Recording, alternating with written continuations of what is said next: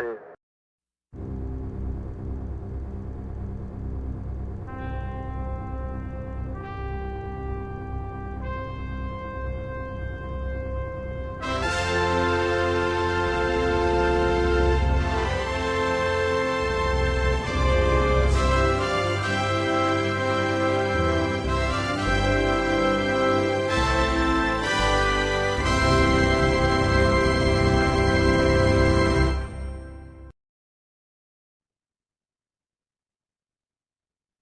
Yeah, I'll just turn that on. Two wild and crazy guys. Hello, everybody. Fleet, what's Hey, going on? it's the Hello, Mr. family. Tipsy. The family is out there. Cool. So, welcome. We are Interfleet Broadcasting, your 70s, 80s, 90s pop culture, sci-fi, cool stuff, family, fandom stuff, cool, whatever you want to call it. Broadcast every Thursday, including today. That's right, including today, even today when we have New Year's Eve or New Year's Day. So, welcome, Happy New Year's, everyone. I mean, isn't it amazing? That's another year. Happy New Year. All the glitter and all of the stuff without the cleanup.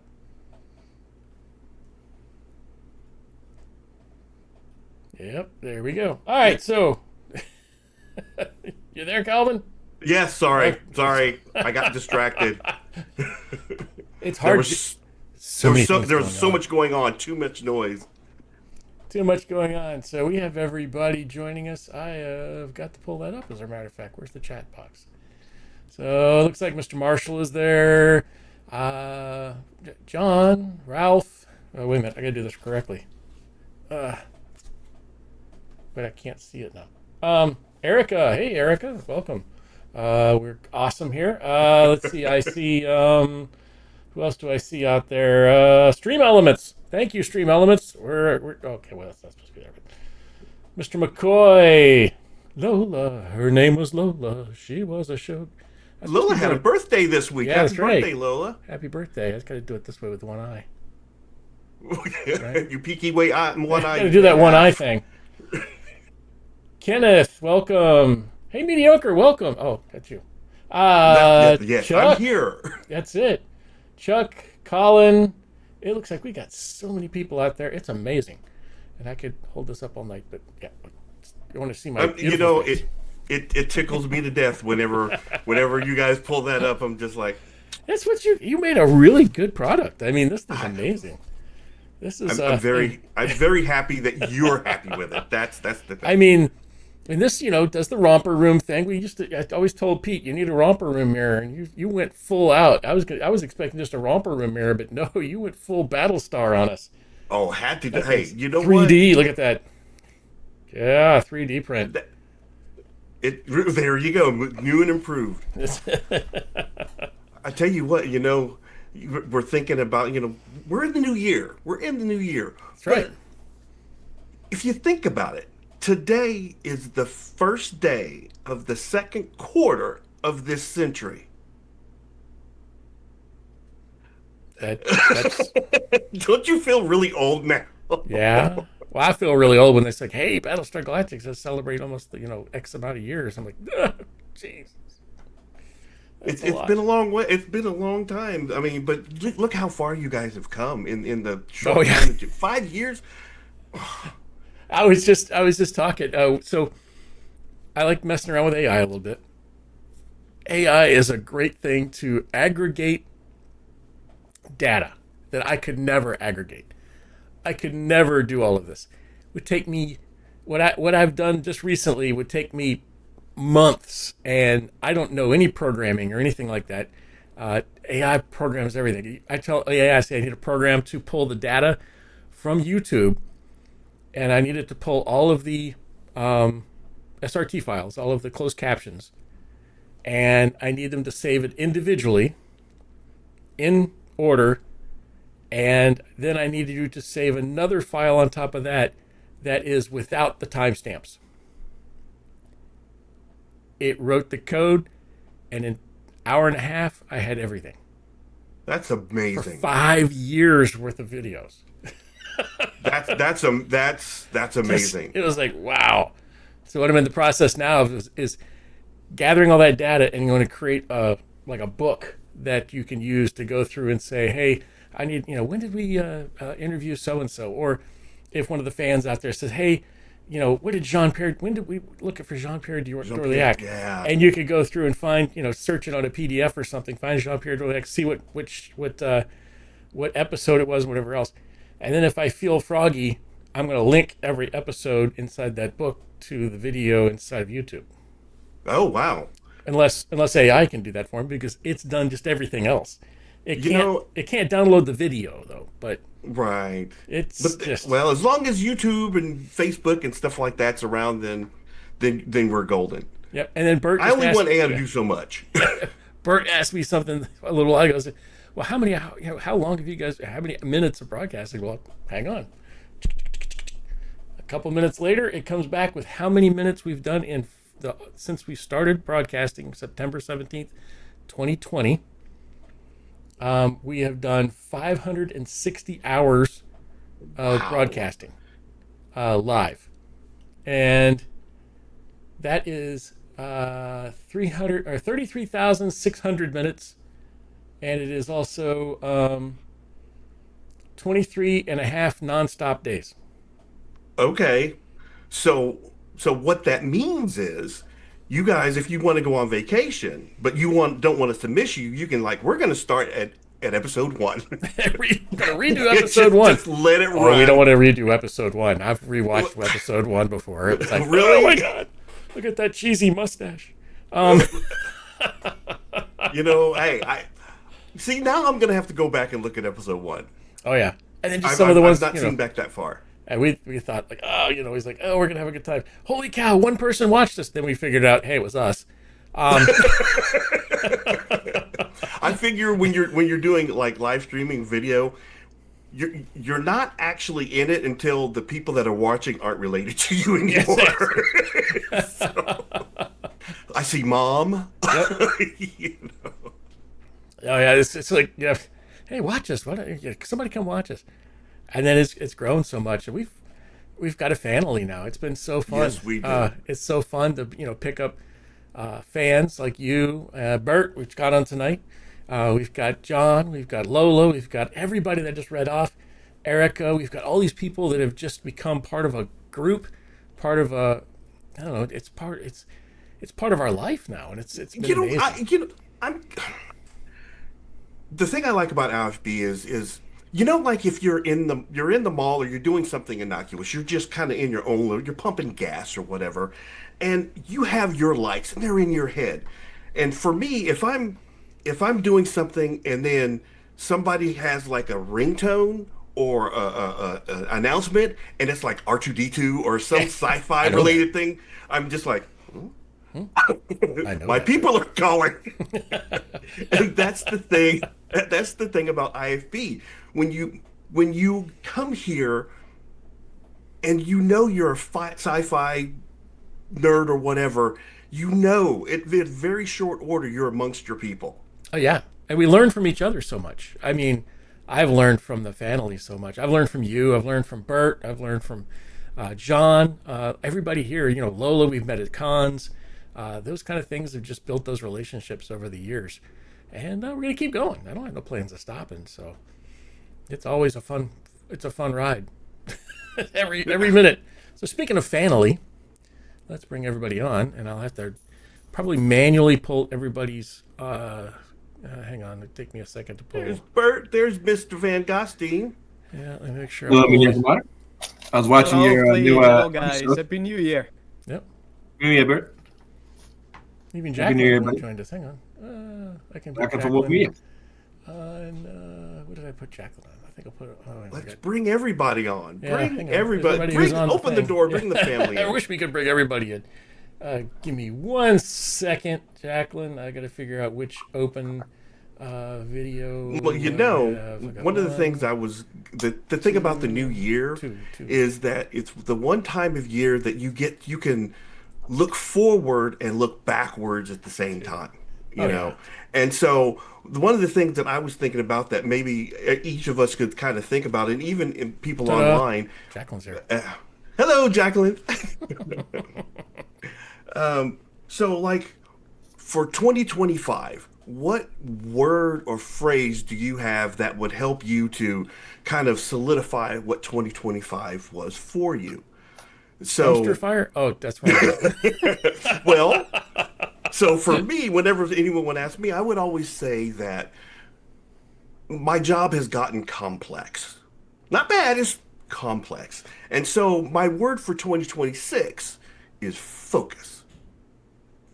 And so I think it's less reactionary and more direct. So that's where I'm at. I also thought of maybe think about what were your surprise hits for 2025. What's your surprise, something that jumped out of the woodwork that you didn't know was going to be a favorite thing of yours, and then what was something that you were waiting on that was a disappointment. So the last thing is what are you looking forward to in 2026? Okay, let's cover all of those. I think that's a question for each one of us, actually. Exactly. I'm giving you time to think about it. Yeah, every time to think about it. So we got that. So normally we start off with every show. If you have a glass of water, you have a adult beverage, you have I don't know, air. That's fine too. We can drink some air. We all suck in some air or something like that. But we want to toast the fans every time. So every time we have everybody come on board here, we get into broadcasting range and we get everybody here. We like to recognize everyone. It's all about the community. It's not just about the people. So as a community, we like to toast the people that are in front of the camera, behind the camera, the fans that really run Hollywood and everything else. And we do that every week. And this week I've got my ambrosia in honor of Battlestar Galactica. This is the actual ambrosia recipe. So if you've got something to cheer up with, everybody out there in the community and everybody out there in fandom, this is for you because fans feel the fleet. Feel the fleet. Feel the fleet.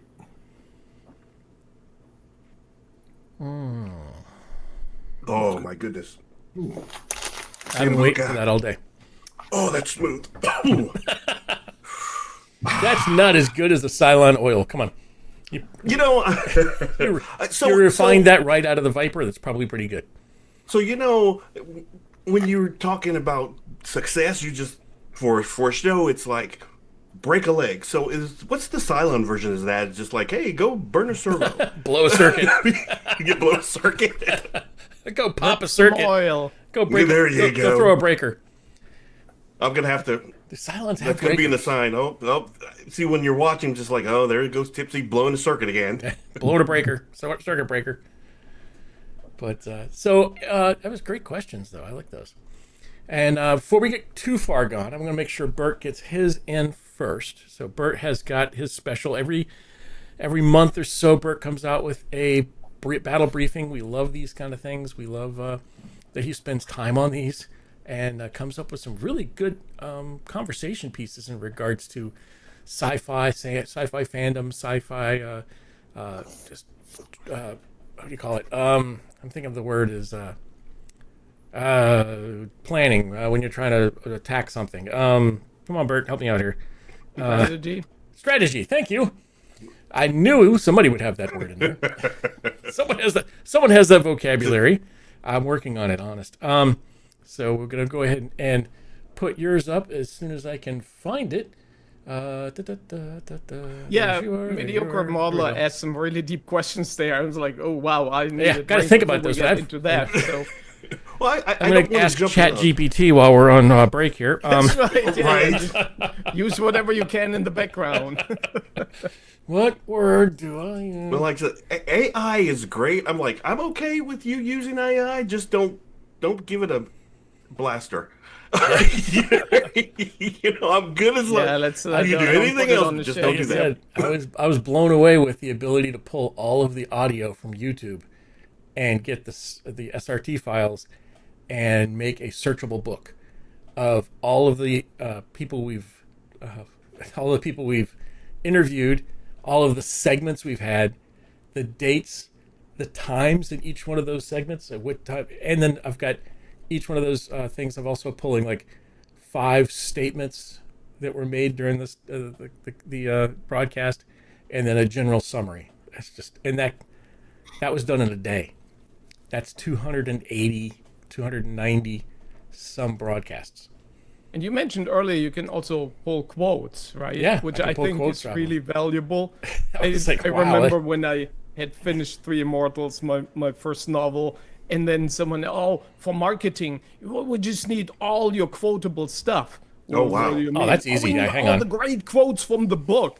And then I had to read the book myself once more to find them. Did I really say that? Oh. Well, yeah. So we end up doing a lot of that. Did I actually say that? Oh my goodness. Yeah, some of the I was going through some of the quotes in these things. I was like, wow, that was really intelligent. Oh, someone's got to dag it. That would be fun. Yeah, so I was like, some of the quotes from there, like, so did I say that? Did someone else? Who just said? But that's amazing. Well, that's if you're not ready for Bert, maybe Bert might want to answer his question. What's your word for 2025? There you go, Bert. Go ahead.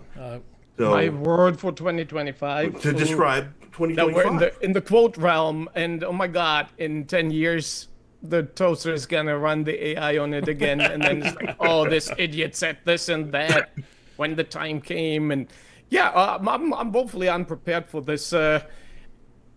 You talked about what's 25 in comparison to 26. For me, it has mostly been like a prelude kind of year, a prequel year. So 26 is actually quite a bit of good stuff happening here from my end.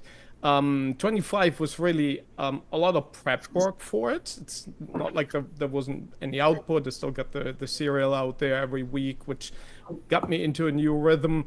So I think 25 was just finding new footing for the expansion of the universe, for more, well, actually trilogies coming out, not a singular one. There was a lot of planning. So it was really a prep year for 26. Prep. Okay. That's your word? Yep. Preparation. So that's for 20. So what's your word for 2026? Well, a little bit too early to tell. On the spot, I would say. Right. So far.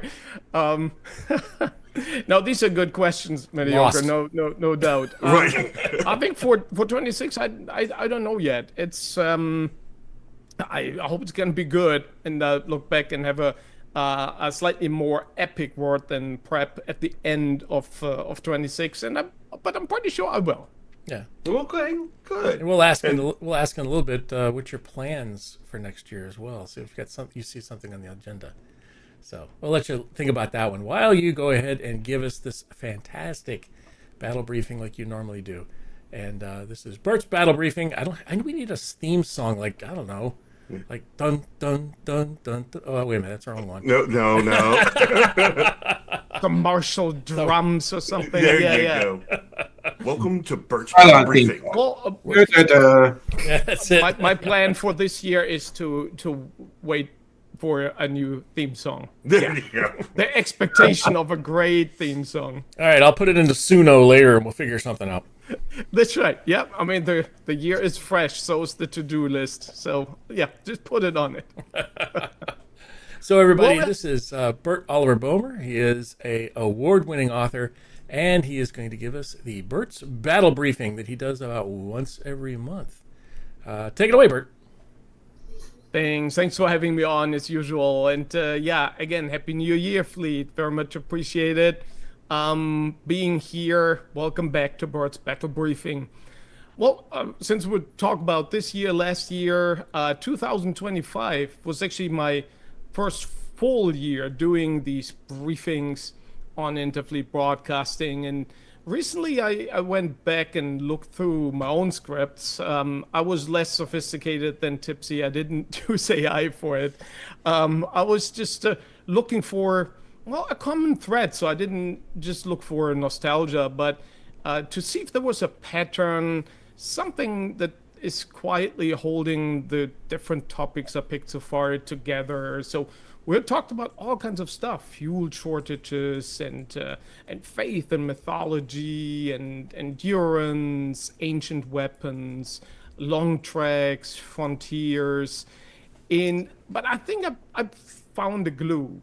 So today we're going to talk about the burden of protection and why the Galactica is never really fighting to win. She is fighting to basically lose slowly enough for the others to survive. If you think about war stories in general, most of them are built around victory, right? You defeat the enemy, you take the objective, you end the war. But Battlestar Galactica starts after all this has already failed. The 12 colonies are gone, humanity has lost, there isn't a proper fleet left. What they got is basically a convoy, moving collections of civilians and refugees and damaged or old ships with barely functioning infrastructure. So Galactica isn't trying to defeat the Cylons, at least not anymore. She's trying to buy time. And if you, for example, watch the movie Greyhound, you are already in the mindset for this kind of war. I have a slide about that, Tipsy, if you want to move forward one or two. Yeah, there we go. Sorry, I'm not keeping up. No, What? that's I might be talking too fast. 2026, and I'm rolling. So, Greyhound, in my opinion, is actually one of the Amazing best movie, movies yeah. that shows a realistic depiction of World War II convoy warfare, and it's set during what's basically the longest naval campaign in history, the Battle of the Atlantic. So if you watch Das Boot, you got the submariner's perspective. If you watch Greyhound, it provides the perspective on the other side. So the destroyer in that story isn't hunting U-boats for glory. Its mission is pretty simple: keep the convoy moving and keep as many ships afloat as possible. And every engagement is reactive. Every mistake costs life. And that's very much Galactica's type of war, right? Every move, at least in the first half of the season, every move is a retreat. Every engagement is basically just delaying action, and every victory still leaves fewer Vipers or ships than before. So escort warfare is one of the most, I think, punishing roles in more recent military history. If you're protecting civilians, you don't control the speed of battle, you don't choose the location, you can't disengage cleanly. Your job isn't to win, you're more there to basically prevent disaster. And that was the reality of the Battle of the Atlantic. Escort ships weren't trying to destroy the German fleet. They were trying to get food, fuel, troops across an ocean that basically wanted them dead. Failure wasn't dramatic, it was more incremental. There was one ship lost here, another ship lost there, until morale cracked or the supply lines broke. And Galactica operates under the same logic. She can abandon slow ships. She can't really consolidate force without exposing someone else. She can never fight under optimal conditions. So protection means compromise, always. So you probably noticed when you watched the show that initially Galactica is never portrayed as coming out of a fight as, in a triumphant way.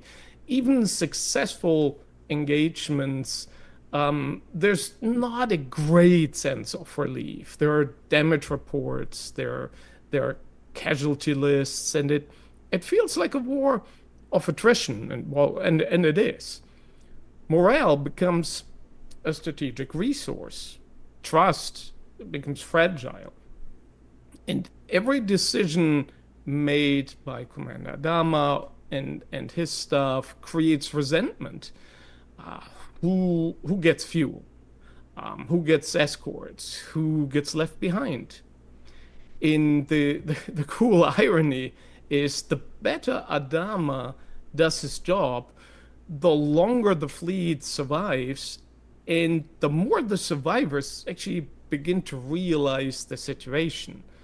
So his protective leadership, or for his protective leadership, Adama typically doesn't get much applause. He gets a lot of blame, and on more than one occasion is tried to be removed from command by the very people who are alive because of his choices.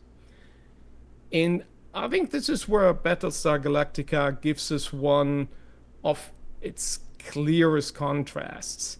So we have Adama, and then when the fleet encounters the Pegasus in The Living Legend, we meet a different commander, Commander Kane, a commander who never really carried the same burden. Kane didn't escort civilians. The Pegasus, his ship, did not slow down for damaged ships. Kane didn't measure success in survivors. The Pegasus was built to fight, and Kane fought very brilliantly. He hunted the Cylons aggressively, struck hard, refused to compromise his operational freedom, and it worked on a tactical level. But Kane could not adapt to convoy warfare. To him, the civilian fleet was ballast, a liability, something that diluted combat effectiveness. Where Adama accepted constraints as the price of survival, Kane basically rejected this as weakness. And that's why there is so much tension in these two episodes between the Galactica and the Pegasus. And it's very revealing how Kane represents basically the last kind of commander the old colonial fleet produced, optimized for winning wars. But Adama represents something new, a commander forced to accept that winning is no longer the sole objective, survival is. And in that sense, Kane isn't really a villain, but he is a relic of a war that no longer exists in his universe. Then, of course, there's the other perspective, and I didn't want to do anything without mentioning the Cylons, because I knew Tipsy would not have a good start into the new year. So let's look at what do things look like from our machine friends, from their perspective. Well, for them, the war is simple, right? They don't really need a decisive victory against Galactica. They don't need to be brilliant. They just need to be patient. And that really shows what escort warfare is about. It favors the attacker who can endure a little bit longer. Every deployment for the defender costs fuel. Every skirmish wears down the pilots. Every loss compounds. These are ships and personnel you don't get back. And this is how convoys were broken historically, not through a decisive blow, but through long-term exhaustion. The Cylons don't have to outfight Galactica. They just have to outlast her. And this is, I think, one component why Battlestar Galactica, the show, also feels different from most sci-fi or classic sci-fi war stories. Galactica is not a pure instrument of power. She has responsibilities. She's an adult ship. She exists to shield weaker ships, to stand between danger and the civilians, to absorb hits that others couldn't survive.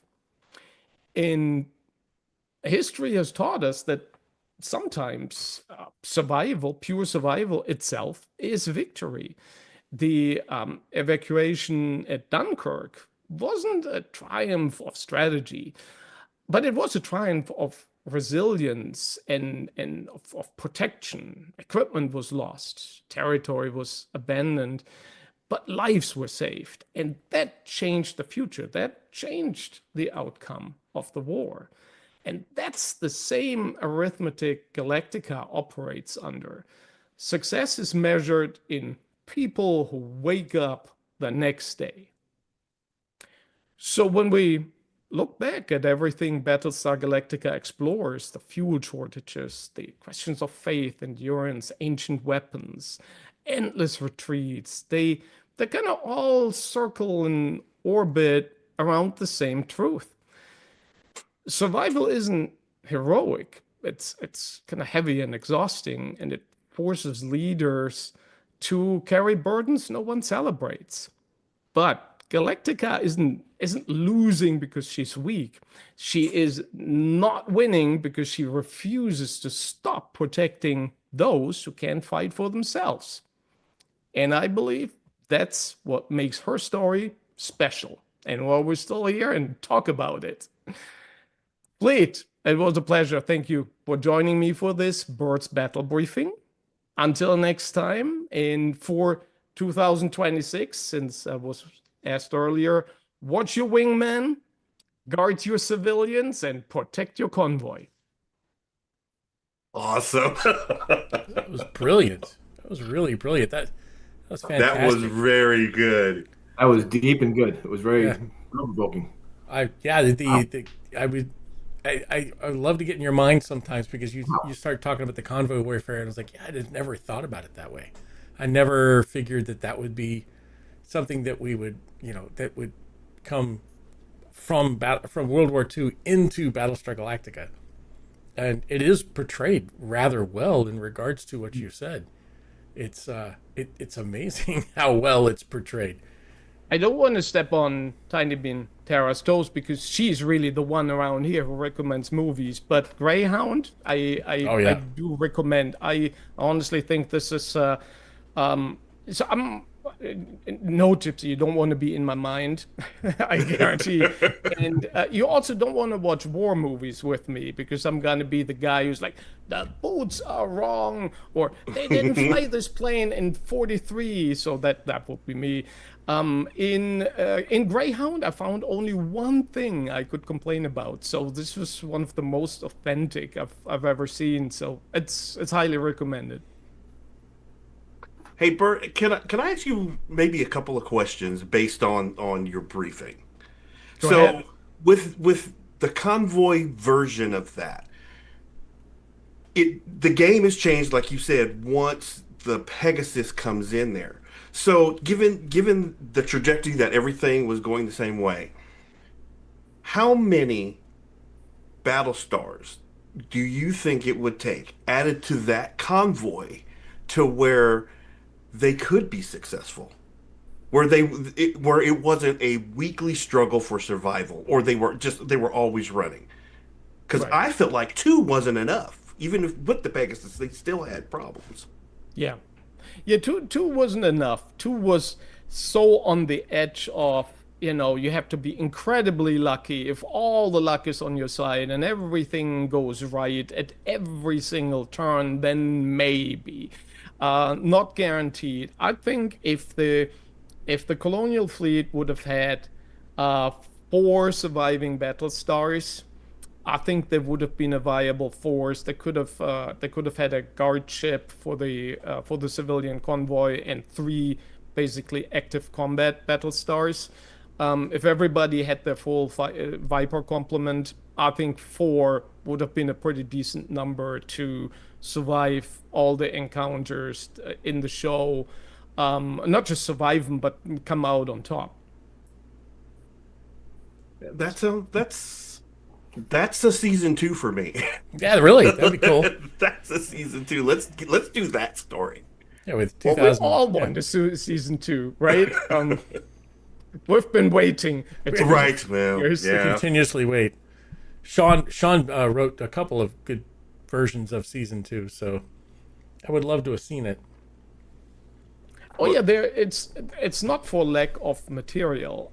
I think by now the vision. fandom has accumulated enough ideas. There have been ideas in sort of the extended universe that are, very similar to Star Wars, where you just feel like there's so many good books out there. Why didn't they just make movies out of those books?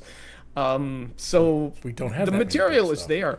I think it's just typical the machinations of the industry, the politics behind it, the will to do it, or just the stars in this case not aligning, which I think was ultimately why it never happened again. I think we came close a few times, but there was just not this breakthrough.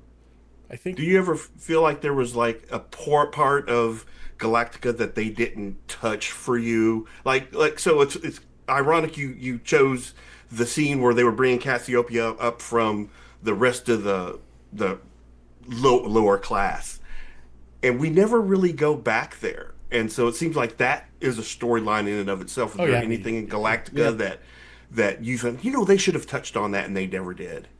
I think they should have. And if you look at the 2004 version of it, they go into this a lot deeper, but not necessarily in the first season.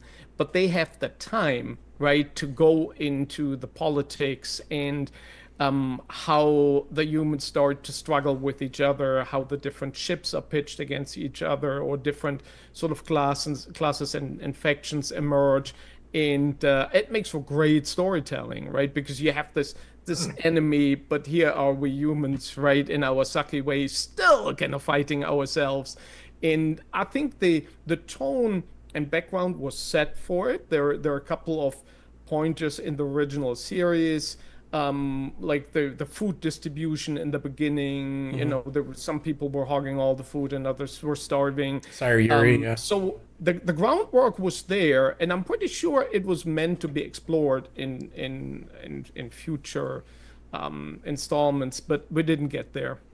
But then we had what was that one group? It looks like people call them space Germans. The Allegiance, what were those? I don't know what they were. Alliance. East Alliance. We're getting interrupted here.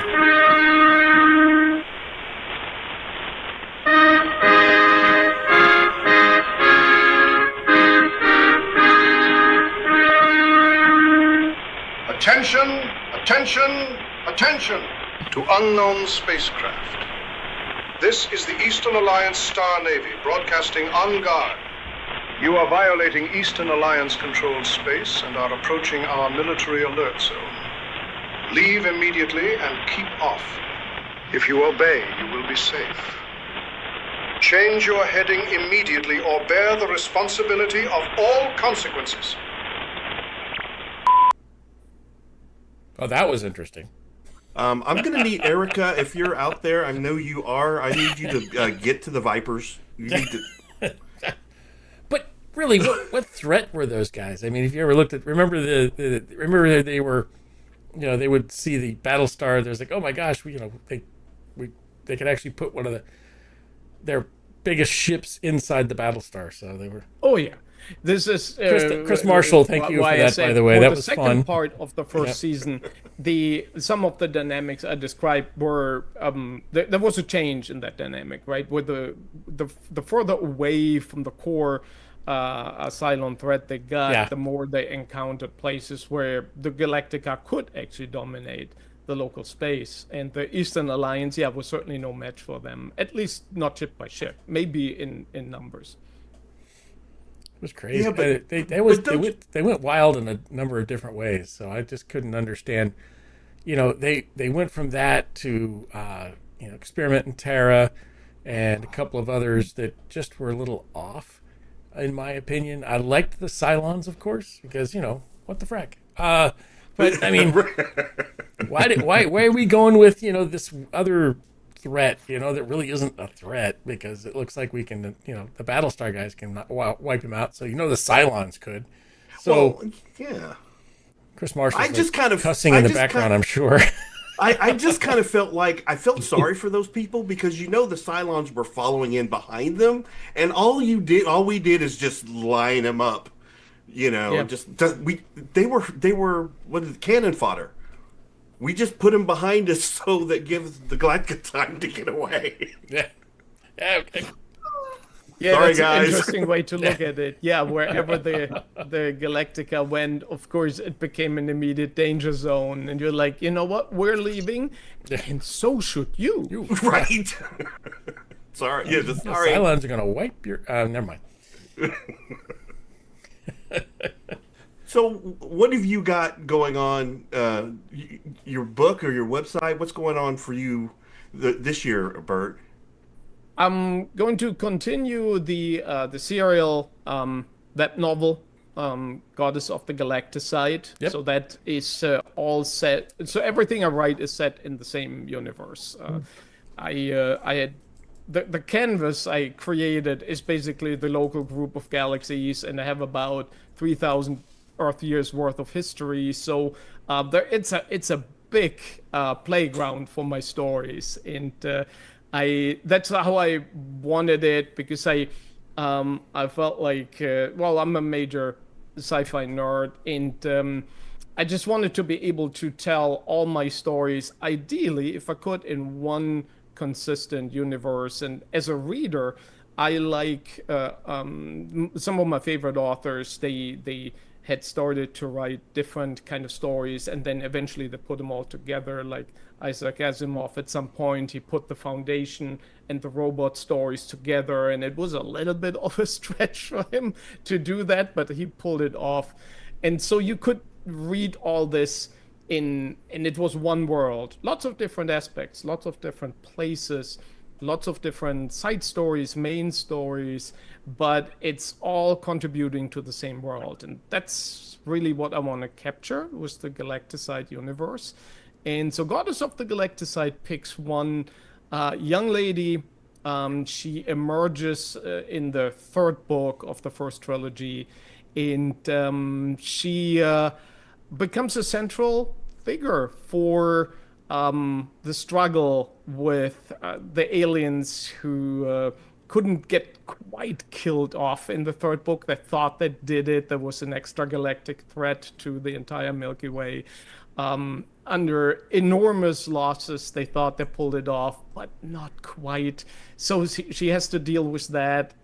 She's also the descendant from a couple of figures from the first three books. Some are seen as heroes, some are seen as genocidal maniacs. So she has this very mixed pedigree of people who are her ancestors, and depending on who she talks to, sometimes it works to her favor and sometimes it really doesn't.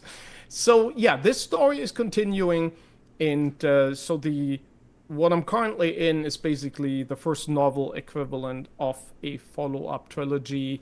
And I didn't want people... I got a lot of questions. Okay, so where's the next thing? Where's the next thing? And I'm not the fastest writer, it turns out. So I usually only had once a year something new to talk about. And now I have every week something new to talk about because it's episodical. Is it? And I put a link for your website online there so everybody can go. Oh, I appreciate it. Thanks, Tipsy. Yeah, so check those out and check out the... So I was thinking, you look at some of the books and some of the things. A lot of people are now kind of creating small snippets in regards to AI video stuff. So it's possible you can create almost, at this point in time, you can almost create either a comic book kind of layout with pictures of what's going on in each paragraph type thing. So you can almost do a comic book style, or you can actually do movies at this point. 5-8 seconds of whatever's going on in this location. So I mean, you can actually make your own movie based on your book. Has it ever been a thought as something you thought about, or? It's a great thought, but honestly, it would put me in the same situation when I was asked, "Hey, do you have quotes for the book?" Now I would have to reread them for what's a great video moment. But oh well, if that's what it takes. No, I think the visualization. Honestly, so in the briefings, mention a lot of movies. I'm reading a lot of science fiction, but I'm also watching a lot of science fiction. And what I watched in the last decades has kind of influenced how I prepare my brain before I start writing. So I kind of see the scene and see it flow and hear the dialogue, and then I basically write it down. And this is why I usually can write one episode or one scene per day, because my brain can only take so much. And so I always visualize it as if it was on a usually big screen, because I have big ship battles and things that would, I think, fit the big screen more than the small screen. Right. If so it's the yeah, big screen, I'm already thinking about it who's this the way. star? Who's the stars of your book if it was on the big screen? Oh, who are the stars? That's an excellent question. You guys have too many really good questions today. I'm still struggling with mediocre modelers. I need another drink here. Well, you think about it for a minute. We'll come back. Yeah, we can come back to you. come back Plenty to of you. time. Plenty of time. We'll roll over All right. to Jacqueline. Jacqueline, how are you today? Hi, Jacqueline. I'm doing okay. Just hanging I out, wanna right? say, Bert, I am so jealous of your brain. I know that's such a weird way to put it, but you just have like this really thoughtful way of being a thinker, and I'm so jealous of that. I think it's beautiful. That's so nice. Thank you. You're welcome. That is my best compliment for last year and this year together. If I say There we this go. year, it doesn't count much, so I'm using last year as well. Here's a That's my- quote. Here's a that was my movie goal, quote for yes. I can kill you with my brain. you. Anybody know what movie that one was, or that show was? Isn't that that's Oh, not Stranger Things, is it? No. Ooh, I know that one. you'll know it. One more time, I'll give everybody a hint, and they can find it. I can kill you with my brain. See, if I I would weren't have said online right Lucy, now, but I'd be the Googling voice it. is not right. Oh, it wasn't Firestarter. Summer When Gal. you say it, we're just going to be hitting ourselves. Just It's like Summer. yeah. It's the Right, first name of right. the actress is Summer. Summer Glau. Firefly. Firefly? Yep. Yes, it was Who's that? Firefly. Oh, we said at the same time. Serenity. Serenity. Oh, Yep. It was actually Serenity. the movie Yeah, Serenity. yeah. Yep. Crazy I stuff. ate a bug. Great movie. Time for a rewatch. So, Jacqueline, what's coming up for you in the next year? I mean, you've had such a great year. And we've had so much fun with you. It's been a fantastic time meeting you, and then going on your show, and then you coming on ours, and hopefully you become almost a regular at this point, because we just have so much fun. I would love that. And I just let everybody know, if they didn't know already, that your guys' film was a monthly winner, and now Thank you. nominated for the annual award as well. I think in the sci-fi category, I'm a little behind on emailing out a digital award, so that'll be coming. But I'm pretty sure it was sci-fi. I can't remember off the top of my head. So congratulations on that, which means you guys can come back on our podcast again. Ooh, cool. And maybe I will have before just I interviewed you. My beautiful co-host Richard was gone, so maybe I'll have him interview you solo. He is not nerdy, so I think it would be. We'll I think it nerd. would be We kind of turn him into a fun. nerd. You're right. We take them all. It doesn't matter. He's like the sweetest, most wholesome person you'll ever meet. He's just he's just adorable, and so I think it would be really fun to see the juxtapose of you guys. I think he's I don't want to say ready to start up some new gear, some new stuff, but I want to say, but he's fun. So I think it would be fun if you guys came back on and he would you, of course, in the background, you know. But yeah, it was great. I'm blushing again already because I'm such fans of your guys's, and to be a part of your actual family, it's amazing. I always feel like I'm fangirling. And Tiny Bean isn't here. She is, every time she comes on, I'm like getting my husband over, like, gotta come watch this part because I have a little crush on her. She's so eloquent with the description that she gives. She's great. And then we get show ideas. What are we gonna watch next? We get early from her. So Oh yeah, she's made some great stuff. yeah, we just finished Paradise. All never even heard of it somehow. All Great because series. of her. And there's a couple other ones too, and then a lot of the time she's already talking about that we love, so I know she's like on my wavelength. So I love that I met you guys. It's been a great Season year. 2 next month. Yeah. Yeah, I Pete gotta tell you- sent me this. I'm not sure. Oh, wow. That's from Film Freeway. Yep. That is, official nomination for the annual award. And that one came from Film Freeway. Yep. Yay! Look at us. And that's I gotta that's let you something know. I would have never thought of. Pete set a lot of this up, and we never went for awards or anything else. We were just having so much fun, and we're like, that's you know what it what? should be. Put some awards. And it's like, oh, we're having fun. I was like, yeah, we really should be. Okay, well, go for it. Let's go for it.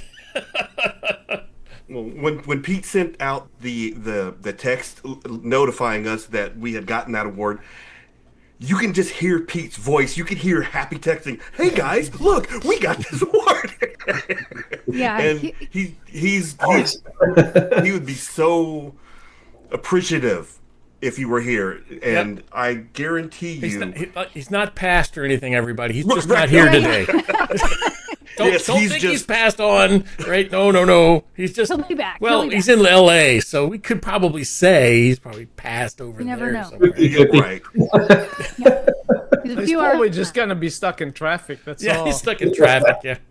Did you happen to see that picture of him in front of the ET? Yes. With the hippos?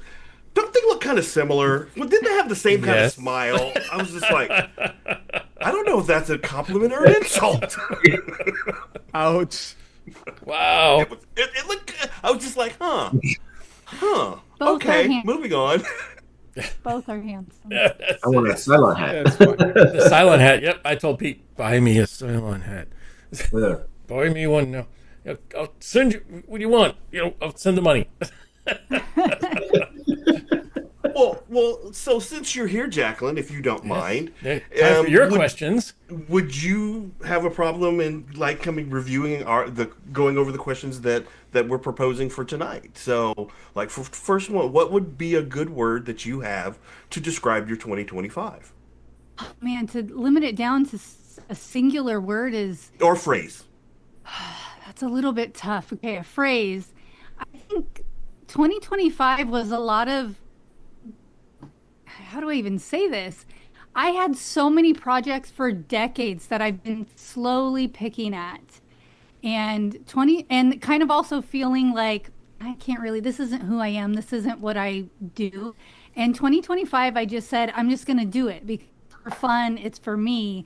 And I finished a lot of those projects. And I just literally just got back to another book I finished.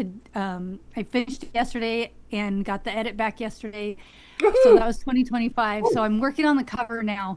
But I think last year for me was like finishing a lot of beginnings, if that makes sense. Okay. Ooh, I like Like, that. Finishing that- my beginnings. That's a good quote. I like that quote. Write Yes. that Oh down. God, that'll be on my tombstone, and I'll be haunting, being like, "Please put something better." But, I think I'll also say that if I was gonna narrow it down to a single word, one probably that was really important for me was kindness, because I think last year there was, and probably every year, there's so much negative that I felt myself really seeking out kindness and way to do more kindness and way to, find more kindness in the world, and pointing out to my kids, like, look at this great thing that's happening. Look at this great thing that's happening. So if I had to pick a singular word, it would be kindness. We could always use more of that. And it was fun finding the glimpses of it last year as well. Okay, so moving forward into 2026, what word or phrase would you like to project forward? Going forward, let's just get more things finished. Let's like everybody, let's do this. Let's forget about whatever's holding us back. I mean, how many times in our life have we, I don't know about you guys, but I feel like most of my excuse was money. I can't do this because I don't have money. And I just proved this past year that was never a thing. It was always just an excuse.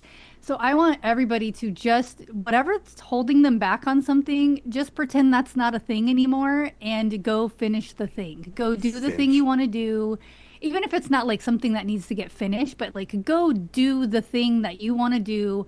Whatever's been holding you back this whole time, that thing doesn't exist anymore. Your anxiety, your financial problems, your mother-in-law, whatever it is that was holding you back before, that's gone for this year, okay? And we're just going to go do the thing that we've been wanting to do. And that's how I'm going to kind of approach this year 2026 is I'm just going to be doing the things we want to do, that as long as it's safe and healthy, then those are the things I'm going to be doing. That goes on a t-shirt. Go do the thing. Go do the thing. Yes. Go do the thing. Do the thing. Okay, so any surprise hits you had for last year, or something that was disappointing that you expected to be, like it was supposed to be great and it was just like meh. Anything you can think of? Okay, so this is such a spoiled brat answer, but it actually goes back further. In 2020, I had a script that was supposed to be being made. I kind of told you guys about it previously, about my roller derby script, and it got put on hold. But that meant a chunk of money was supposed to come, and so we decided we were going to have a pool put in our backyard. Well, that money didn't come, and the pool got held off. And we were chipping away at, because we were already in contracts, and that was in 2020. Well, this year the pool started getting dug. All right. And Congratulations. we're 8 months into it, and it's still not done though. Oh. So that was like a big letdown, because it is only supposed to take 2 to 3 months for a pool to be created, built from beginning to end, and they're still not done. So that is a huge letdown, that my project from 2025 was supposed to be finished this year, or 2020 it was supposed to be finished last year, and it is still not done. And I'm just like, fingers crossed that 2026 finishes it. I'll have to send you guys pictures afterwards of what my destroyed backyard. Your hole in the ground. Yeah. Like hole in the ground. So all you got to do is when the guys show up, you just open the back door and just get the thing done. But they are so nice. Everyone who comes out is like so nice, but I'm calling them up today, and I'm going to complain because it's been 2 months or whatever.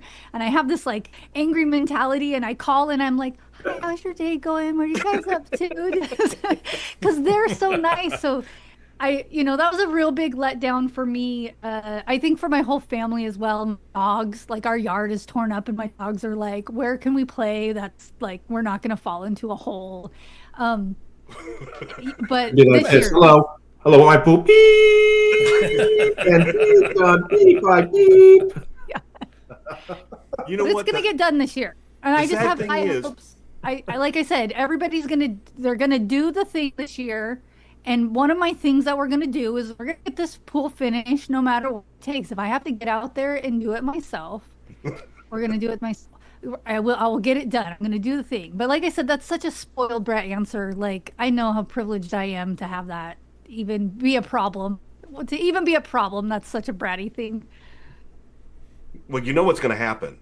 You're going to get the pool in, and you're going to have a couple of years of greatness with the pool, and then your kids are going to grow up, and all they're going to talk about was how much fun they had before the pool was in. How much fun they had in that hole. But let me tell you guys, three of four of my children are now adults, and they were not when we started this project. In 2020, they were in junior high or middle school or whatever they call it in Florida, and now I have 3 in college now. But my 7-year-old, he will get to enjoy it. What? Of course, the baby. Yeah, he's the baby, and he'll be out there being a fish or a shark or whatever every day. and we're gonna get good memories. I'm gonna get back into shape. I'm just gonna be out there swimming and doing my Awesome. thing every day. So good things to come. Good things to come. Yeah, but the good things that come for me, I hope they come for everybody. I really truly, I know I sound corny when I say that stuff, but like every time something good happens to me, I always think of like, oh, I hope my friends can get this too. And That's the spread that family to everybody. mentality. That's it. That's it. That's the Yeah. family mentality right there. And Yes, never feel and I bad love about it. geeking out here because all geeks are welcome. That's me. That's me. Geek galore. Oh, hang on. Switching. Where's that? I'm looking Switching, for the switching. It's one of those days when you have so many inputs. You're like, where the hell did I put that input? There it is. Found it. Bam. It took a second. Even a Cylon needs a couple of seconds sometimes. I only have 143 inputs. So I have 143 layouts on this thing. So sometimes. But it seems like you're getting more refined at them, 5 years into this now. Oh, yeah. You're getting Right. better at it. By year So, 10, we're going to be amazing. Right. yeah. Year 10, we've got it. Yeah, you'll we're be halfway pros by through. then. You'll We're halfway there. finally be pros by then. It'll be great. And I like but- what but will it Mediocre still be Modeler fun? said earlier, where he was like, "Oh, if nobody watching it is related to you, then you made it." Yeah, right. I thought that was great. Yeah. Oh, by the way, someone who is related to me watched the battle briefing. My mom did. Oh, wow. Hey. That's Yeah, awesome. she's 90 years old. She got on IFB. She watched the battle briefing, and so I asked her, how did she like the briefing? And she was like, yeah. I was like, oh, this is not good. Yeah. Well, I think it was interesting. I didn't understand most of it, but I have to tell you one thing. You didn't let these people ask you any questions during your interview. They introduced you, and then you just started talking, and you never stopped. She thought it was an awkward interview. Right. Not wrong. The first time I was on the channel, Yes. it was an interview where That Tipsy was- and Steve asked me lots of questions, and we went back and forth. I'll have to look. So I'll be able to she look that up thought later to an tell you how many interview- years ago that was. Right, right. My boy is so rude. He just talks over everyone for 15 minutes straight. That's not what I taught you, Bert. I taught you better than that. taught you better than so that. She was a bit disappointed, and I'm glad we could talk about it so I could clarify it and and wash my name. That's awesome. Speaking of parents, I think we should all take a moment and take a page out of Pete's experience right now. Because, we've all seen, if you haven't seen, his parents are moving to Florida, and he got the call, come and get your stuff, because if you don't... Don't get your crap. right? Get it out of my house. And we all do this. I'm sure we all do this. And when we hear about someone else, it happened to someone else, and we're like, well, that's terrible. But if this stuff is as important to us as we think it is, why is it not in our house? So, Good point. and he suffered the consequences because he had the mint in The package, Adama, yeah. Adama, and Dad, the card got ripped up, and it was just so you saved it all these years just to get destroyed because your dad is moving to Florida. Yep. You know. That's it. So that should be a wake-up call to every single one of us with a collection. If your collection is not where you can see it, Touch it's under it. someone else's Yep. thing, you need to go and, it's time to move it. It's got to come home. Yeah. It's funny that you say that because when you say collection, I'm looking at so my I think my new word for this year is going to be retirement. So I am moving from here to my house in Roanoke. So I am another word I'm going to have to use this year is downsizing my collection. I've got too much stuff. So I'll be downsizing all my Battlestar stuff, and I'm going to dump all of my Star Trek stuff. So Oh, wow. I have all Star Trek stuff I'm going to dump and get rid of it because I can only concentrate on one. I can only have room for one, Yep. That's according to Mrs. Toaster. Well, you know. You're right, honey. You're right. Right. It's her house. I should call her Strudel. To be very, very selective. I've learned. I have to be very, very selective. Yeah, and it is seriously. I mean, yard sale, exactly, Lola. Nothing. I mean, when you do collections, when you do things like that, you have. I've been too excited. I've gotten too much stuff. I'm like, oh look, this is same color as a Cylon, or just something silly that you would keep it for some weird reason, and you keep it, and then you've got too much stuff. So, I'm gonna have to go back a lot. I mean, I started with Star Trek stuff. I'm like, oh, I like Star Trek. It's kind of cool, and suddenly I realized I have way too much Star Trek stuff, and I'm gonna be donating. I think I'm going to be donating. So Brand comes on our show, and he does a lot of he raises money for different charities, fundraising. And I do have a screen-used Tribble from Star Trek Deep Space Nine when they redid the Tribble thing. I'm going to be shipping that off to you, Bran. I'm hoping you can auction that off and make money for the charity of your choice. So that's kind of where I'm going to be doing a lot of my stuff, is just getting it to other people who appreciate it, and getting it to where it'll make money for other charities and things like that. So that's the stuff you buy and the stuff that other people buy for you as well. Yeah. Oh yeah. That's how your collection grows. And that's once that's how I got figured Star out Trek you stuff. into something specific, that's all you will get for 30 years from everyone. Yeah. Well, so or sometimes if it's you're not like 100% your own fault. Yeah. What happens with me is like, hey, I love Battlestar Galactica. Oh, look, I bought you Enterprise. I'm like, thanks. Right. Well. Right. You don't understand. It's not your fault. Yeah, right. Well, but even when you do get, something that's right in your, hey, we got you the Battlestar Galactica toilet brush. Yeah. Oh. Well. Hey, don't make fun of it. I have a Battlestar Galactica toilet paper dispenser that when you rip the thing off, it does a Cylon. It's a Cylon head. I'm keeping that. I'm keeping that. I have that. That has utility. You can. It does has utility. That. It's amazing. It's cool. You rip off the thing and the light goes. Yep. And it's a big. It's a metal Cylon head. It was custom made. I definitely hang on to that. Yep. Yeah, that one's mine. I'm keeping that one though. But unfortunately, my Strudel doesn't want it put in the bathroom right now. So I'm working on getting it into another bathroom in my other house when I move in. That'll be the Cylon bathroom, I guess. I always think about who's the guy that greenlit. Okay, I have an idea. A toilet paper holder. The Cylon head. There's somebody out there that's going to buy it. Idea. Yeah, someone must have said, "This is fantastic. Best idea I ever heard. Let's make it."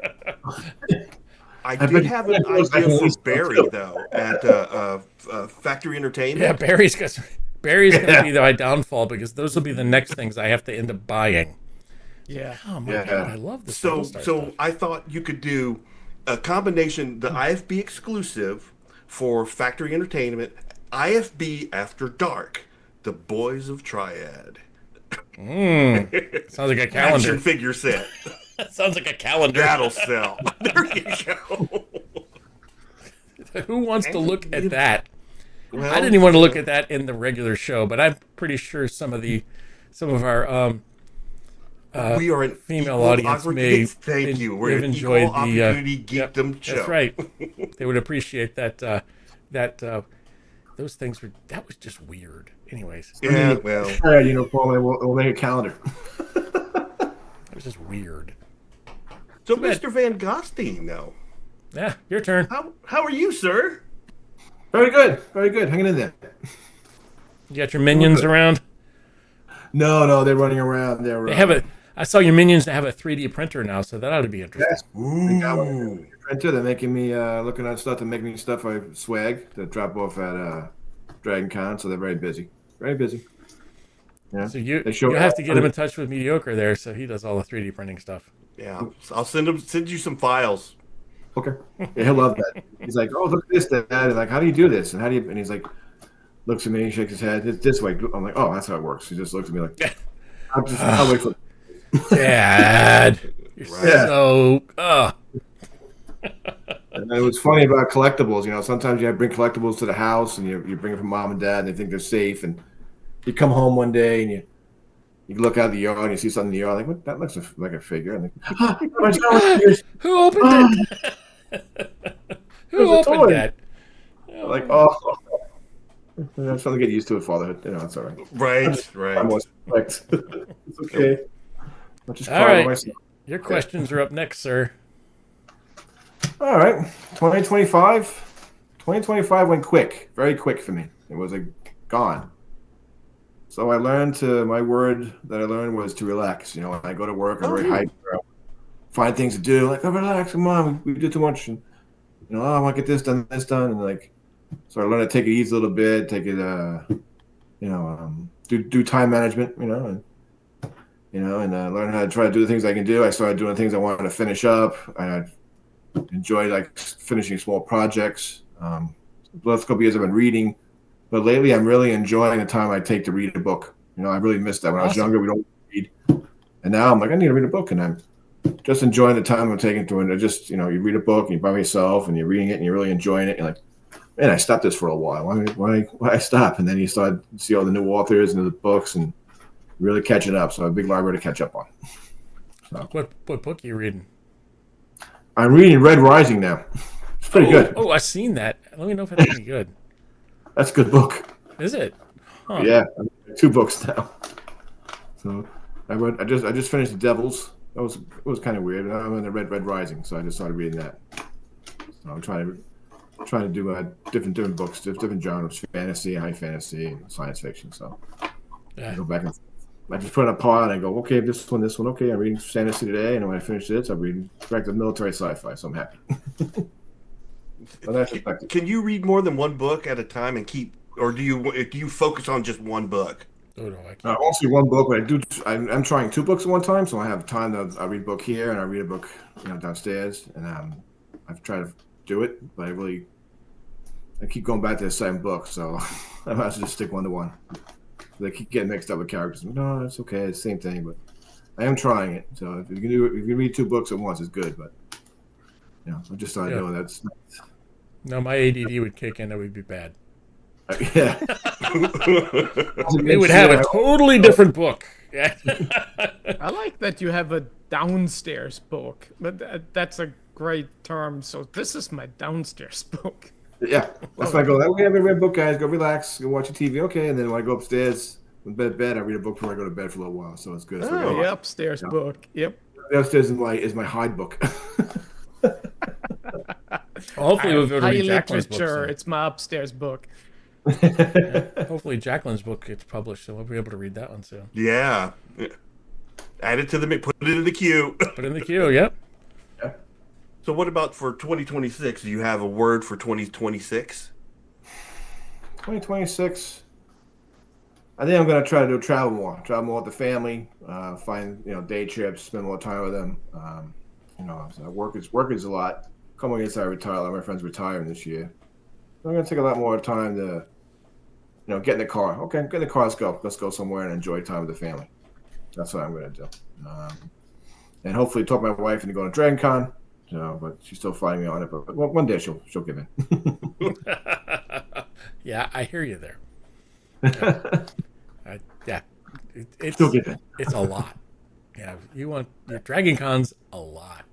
Yes. You get your significant other to go with you at Dragon Con. It's going to be an amazing trip, and it's going to be a lot of explaining. Like, my daughter has to explain to me all the time. Look, it's Sailor Moon. I says, no, Dad, that's not Sailor Moon. Look, Sailor Moon. No, Dad, that's not Sailor Moon. That's such and such from whatever umpty squat. I'm like, okay, it looks like Sailor Moon to me. And then, I don't know half of the anime and stuff that she does, and she's this guy, this person. Oh, look at that one. Look at this. You're like, no. Sailor Moon. Yeah. Sailor Moon. Go ahead, Jacqueline. Got something? I was just thinking, though, at least Dragon Con isn't only anime. Like a True. lot of them are turning. Totally. My just internet anime. is so sorry, guys. My internet is really bad. But a lot of the conventions are kind of turning only one genre, and it happens to be anime, which I love. But there's just too many of them for me when I'm more of a comic book girly. So it's hard to follow them. But at least Dragon Con, it's like 14 different things, Oh, yeah. and you can find your spot. You can find your niche in there, and you can roll with it. I have such good memories with my older kids when they were little. Going, I mean, it's been a long time since we went, but I have like some great memories from Dragon Con. You can find whatever niches, you'll Oh, find yeah. it there. Oh, yeah.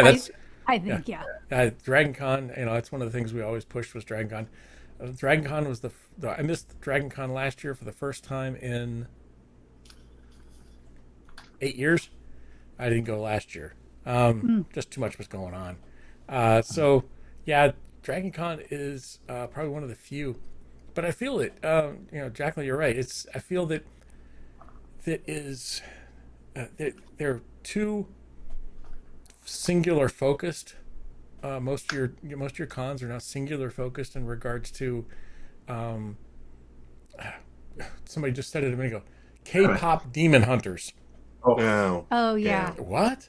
Yeah, I mean, they're just so singular focused on the aspect, and there's so much of that. Don't get me wrong. There's so much manga. There's so much that there's so much of that out there. It's not like and some of that has been around for a long time.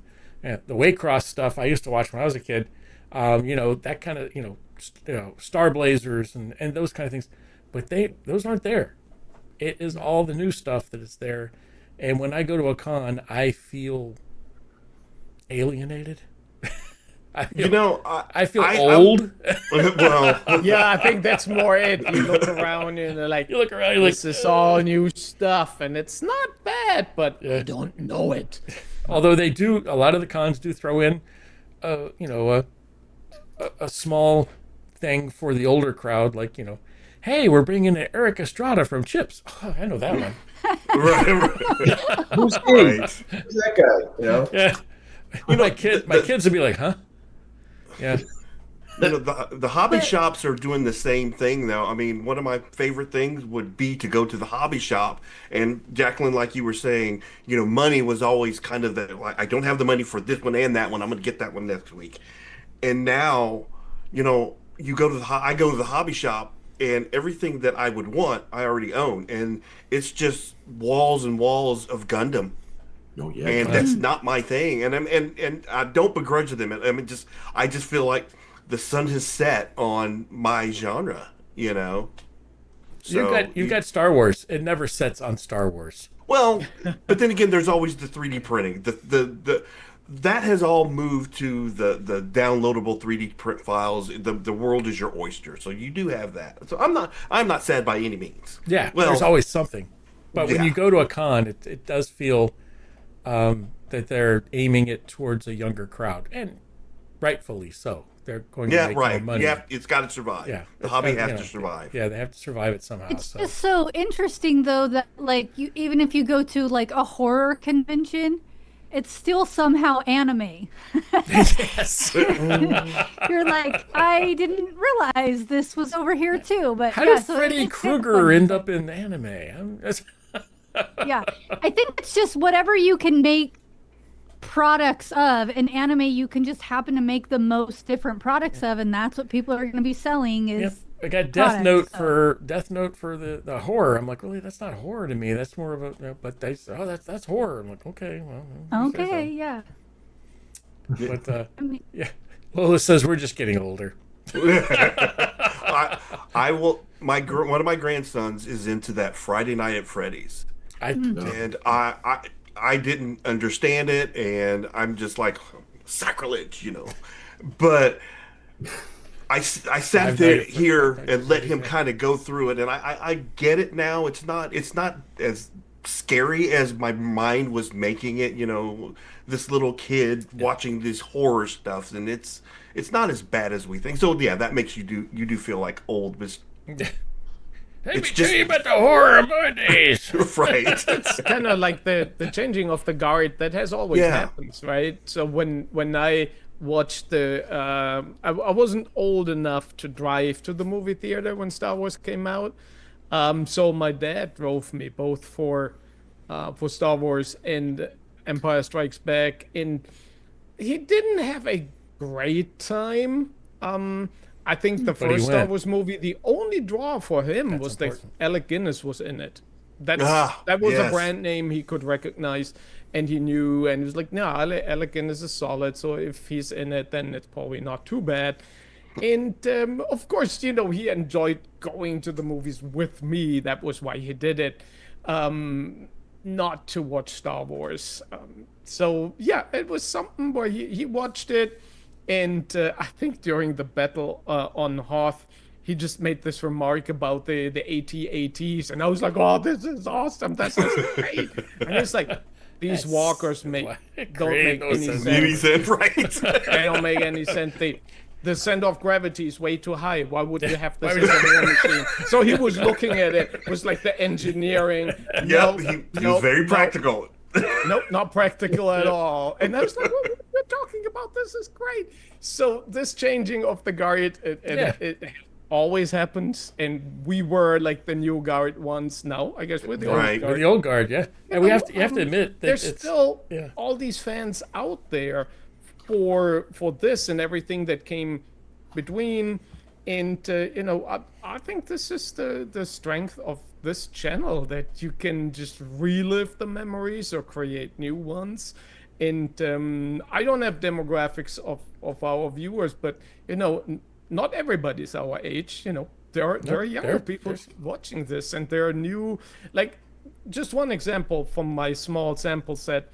So in the family, we're just rewatching the 2004 Battlestar Galactica right now. And so there are the guys like me, right? I've watched classic and new before, so I've seen it all. I immensely still enjoy rewatching it. Then my wife has only seen the new series and really likes it. And then we have the younger kid who actually only watched old Galactica before, so she rewatched that with me, got really into it. That's cool. So there is a new generation growing of people who are like, oh, Starbuck is my favorite, but he's such a womanizer, honey. You sure you like him? Overlook that. The 70s were a different time. He's a womanizer, exactly. not me, dear. It was different time. Yeah. So why is Maren Jensen not wearing anything in the scene? Well, who knows? Yeah. Why is he smoking? The first scene in the whole show, he's like smoking a cigar. It's on TV. Oh my. Yep.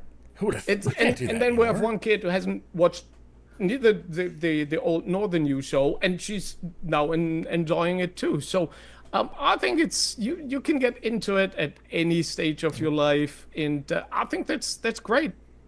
I think it's up to us to get older or younger people involved in some of the older stuff. And granted, if you watch it, it feels like, I don't know, Battlestar Galactica 1978, yes. If you look back on it, definitely if you look back on Galactica 1980, you have the, as I like to call it, the after-school special Battlestar Galactica.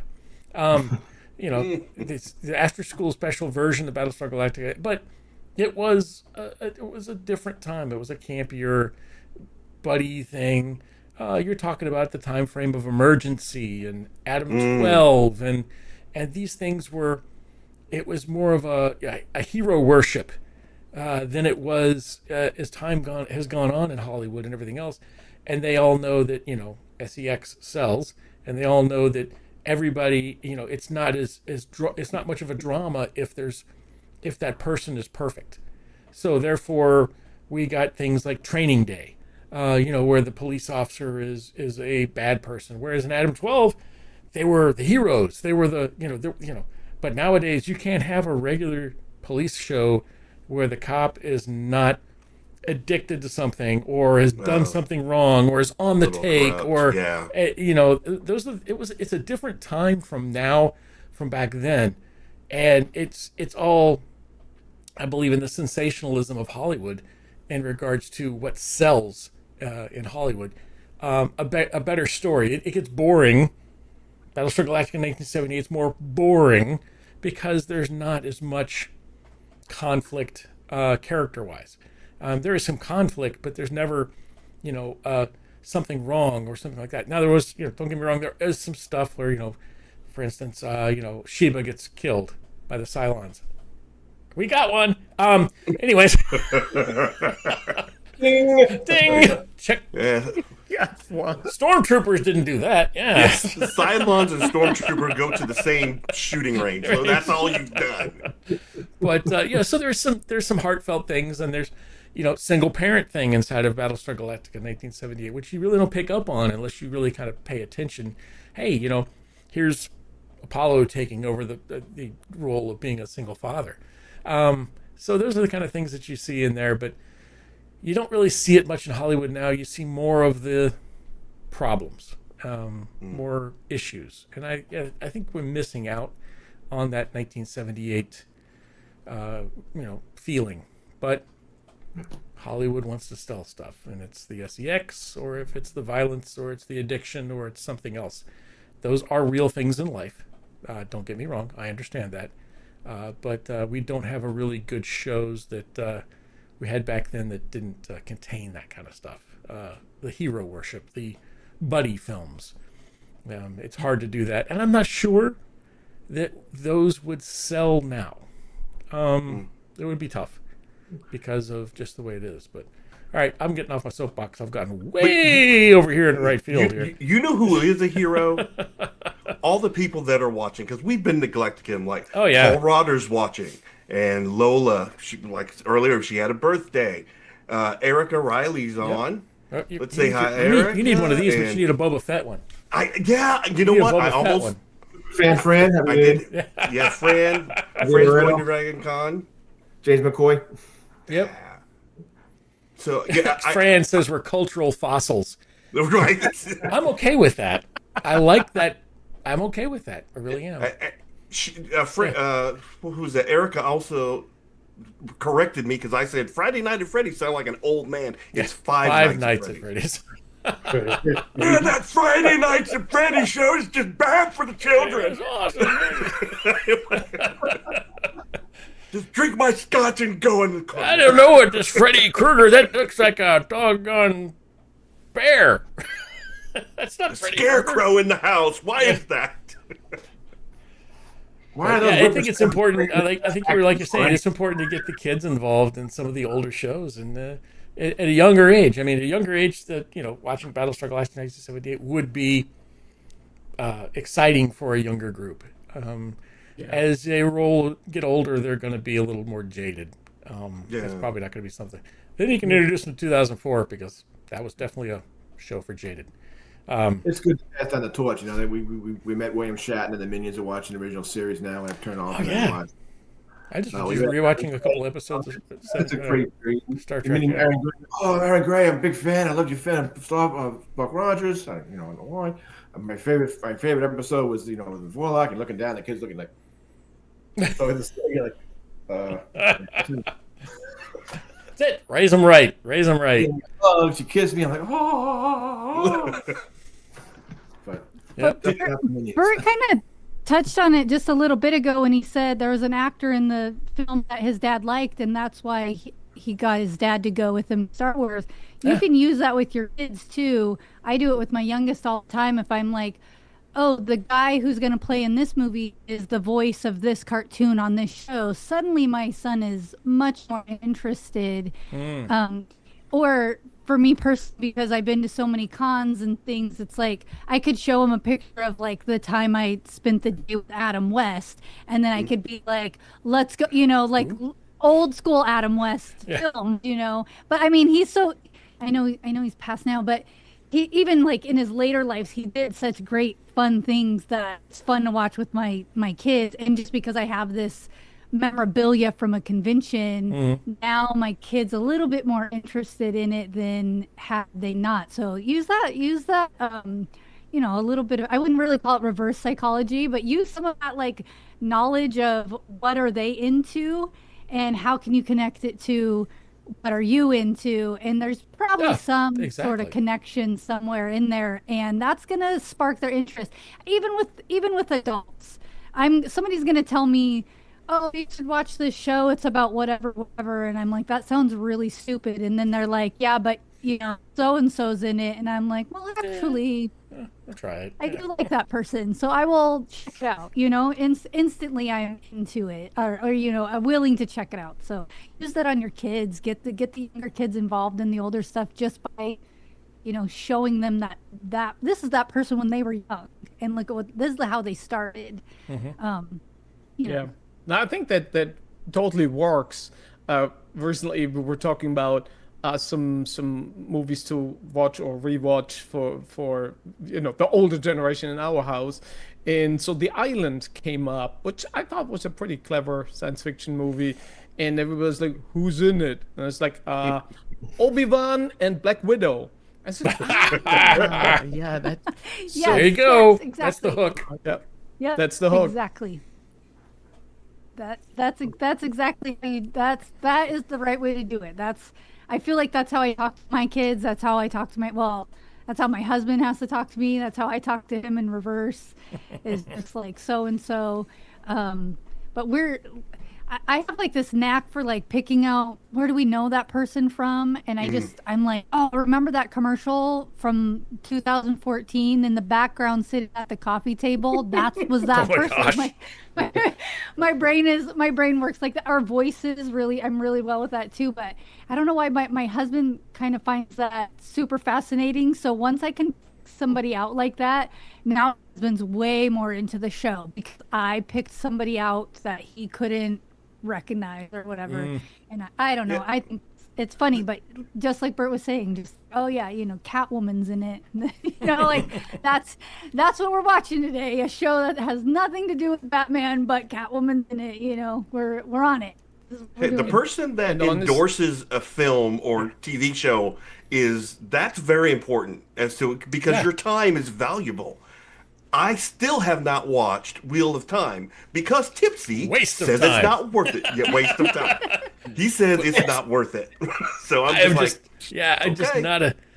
not a fantasy person. As a matter of fact, you talk about Wheel of Time, and I'm going to jump off subject here, but I went to the bookstore the other day, and I'm not buying books a lot because I don't have time to read. I listen to a lot of books. And you got a downside. Yeah, I ride, drive back and forth to work. I listen to more books than I do read. I've started reading more nonfiction stuff. I'm reading a book on directing, and I'm reading a book on writing, and I'm taking a couple classes in Udemy and those kind of things. I like the nonfiction style of that, but when it comes to fiction, I don't have time. But I'm walking through the bookstore, and this happens every single time when I go to the bookstore. I'm like, oh, let me go check out the sci-fi section. I walk to the sci-fi section. How much sci-fi do you think is there? Zero. It's all fantasy. Everything is fantasy. It's like sci-fi fantasy. I'm like, where's the original sci-fi? The only thing you might find in there is probably the Expanse novels from S.A. Corey. Other than that, you don't find anything that is, it's waste of time. It is what is the late? Another one I didn't watch.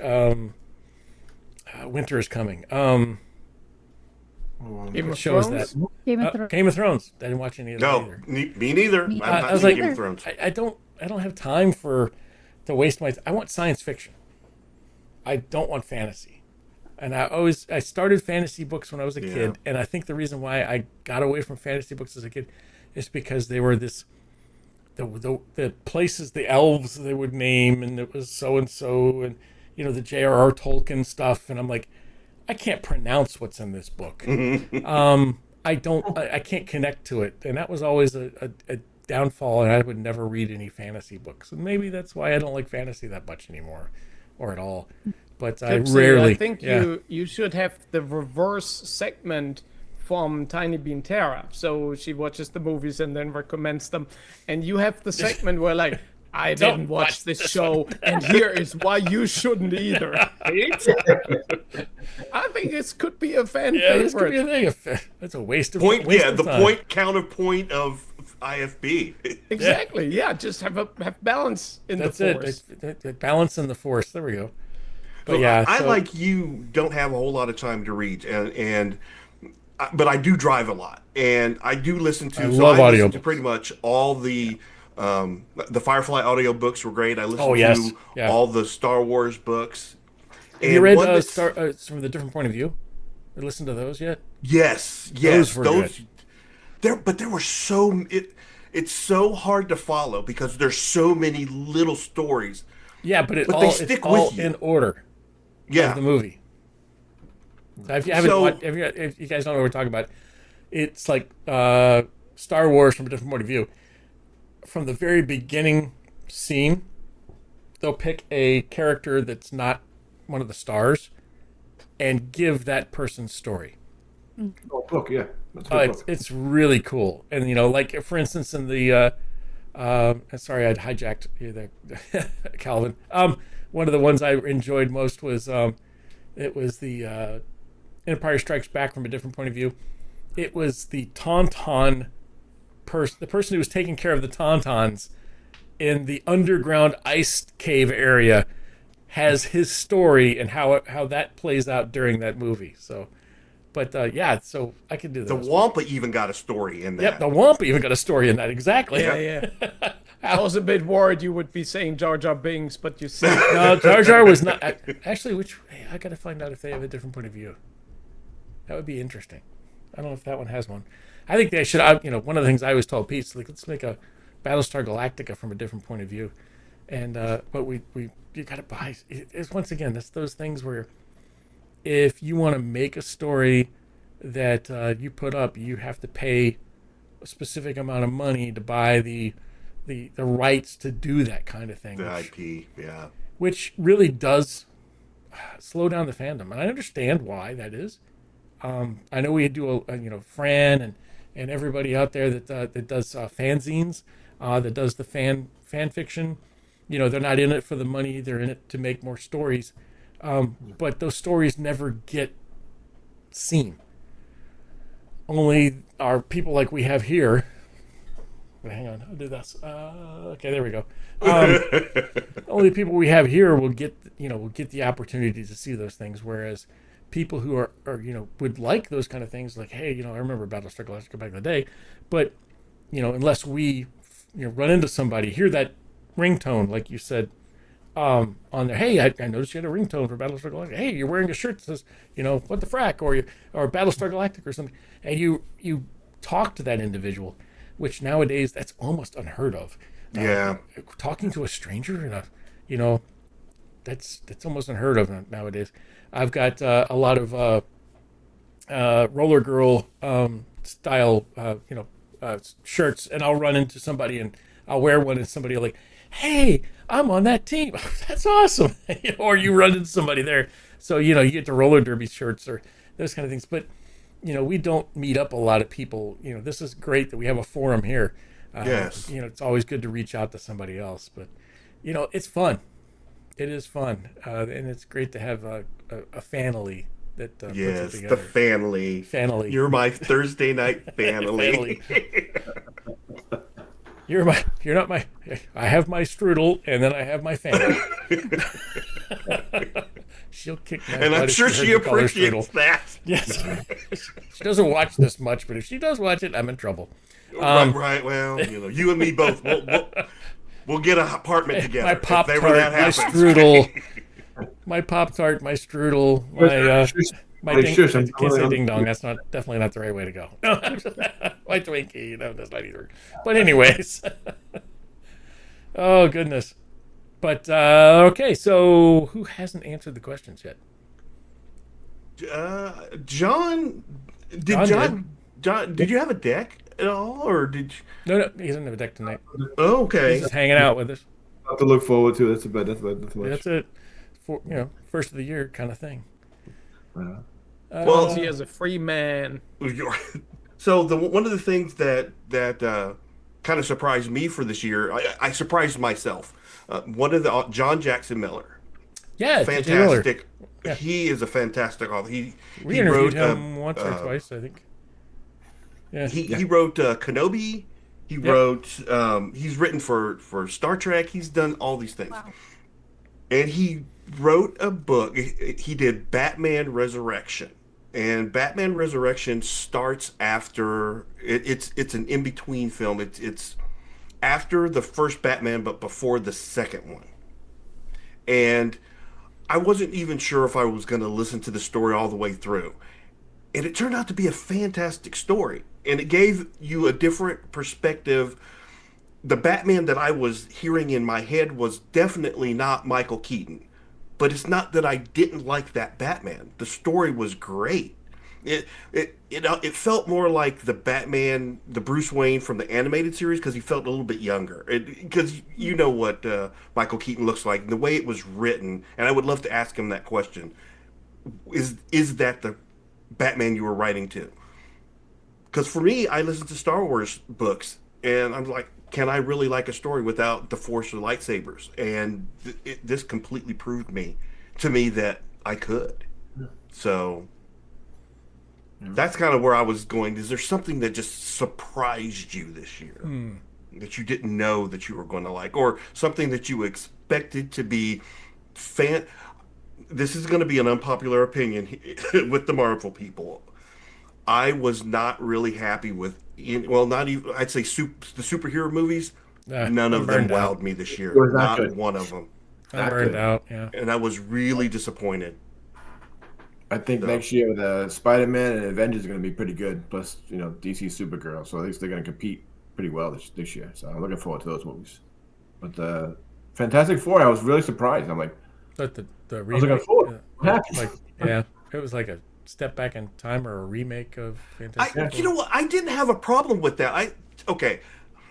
My problem, I feel like it's kind of like with Guardians of the Galaxies and Fantastic Four.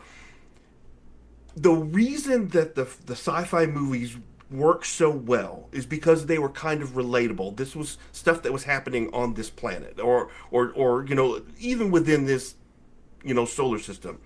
But once you start talking about a Galactus, and I'm surprised that Thanos flew as well as it did, but when you start talking about someone as big on the cosmic scale, people can't. Joe Average. Not that they can't, but they don't want to wrap their head around that.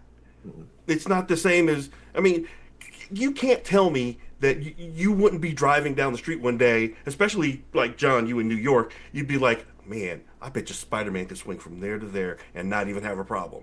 It's kind of relatable, but you can't do that with something as cosmic as Galactus or whatever. I don't think even the Silver Surfer is just like out of your normal person's realm of understanding. I think it was definitely. I think that was the problem. Really big fans of Fantastic Four. Some of those scenes, you're like, wait a minute, that was the first cover when the thing came out of the street and the two guys, was it to lift the car? Yeah, flying car, the robot from the TV series. Like, you had really, really big fans. And then you're like, oh man, and people didn't know that. Well, why is that? Why are they looking at that guy for? Who's the guy that lives in the ground? You're like, oh. You're right. Well, if I got to explain it to you, this just isn't as enjoyable. This isn't fun anymore. Oh, I'm looking forward to it. Why is this? Why is that? Why is this? I'm like, oh man. Who's that? Why are you doing that? That's not reasonable. Yeah. I grew up in Wyoming, so you're talking about swinging from building to building. I'm like, yeah, you could get that tumbleweed over there. And they could swing to that tumbleweed over there. There was a meme like that. Spider-Man the wind will take him miles. Yeah. I can see Punisher and Daredevil fighting in that alley over there. Yeah, I see that. See? Alley? What's that? Well, I do think that we're forgetting that Deadpool 3 came out last year in 2025, and that was spectacular. Good. Yes. And that I agree that all the superhero movies were. Man, my internet is really bad. I apologize. That's fine.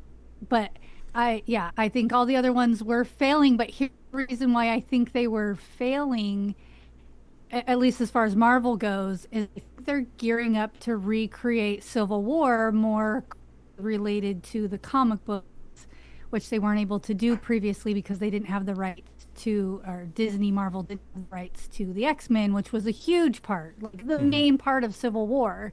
And they, for some reason, decided to make that years ago. And I think they're trying to gear up to remake Civil War accurately to what the comics were. And so I think they're just trying to bust out film after film and not doing their best job, but just trying to get something out there so that they can, in 3 years, make the better version of Civil War. That's my 2 cents. I don't know. Good. I think I'm onto something. There you go. I lost it as when they did the Thanos thing. I'm like, I was like, yeah. Oh, they're all dying. Oh, we killed them all. We're going to bring them back. We're going to do this. It all has to have all these components, right? It is, I think, especially from a science fiction fan point of view, I always like the big stories. I like to have the mind-blowing twists, and I'd like to have the epicness of the storytelling, of the background, but you can't just have the big high concept idea. You also have to have the relatable stuff, right? The banter inside the Millennium Falcon. You have to have the ace part of the story that you can relate to, where it's like, yeah, this is funny or interesting, or this is heartbreaking. I've been through this before, something similar, or know someone. And it has to have both. It can't just have the banter and be trying to be funny at every line they say is trying to be funny. Mm-hmm. It does not work, right? There has to be the bigger story behind it, the higher aspiration, the higher goal, the bigger problem, the unsolvable problem, the big drama needs to be there. Both components need to be there. If you just have the big drama, if you just have the high concept, then you lose audiences, you lose readers.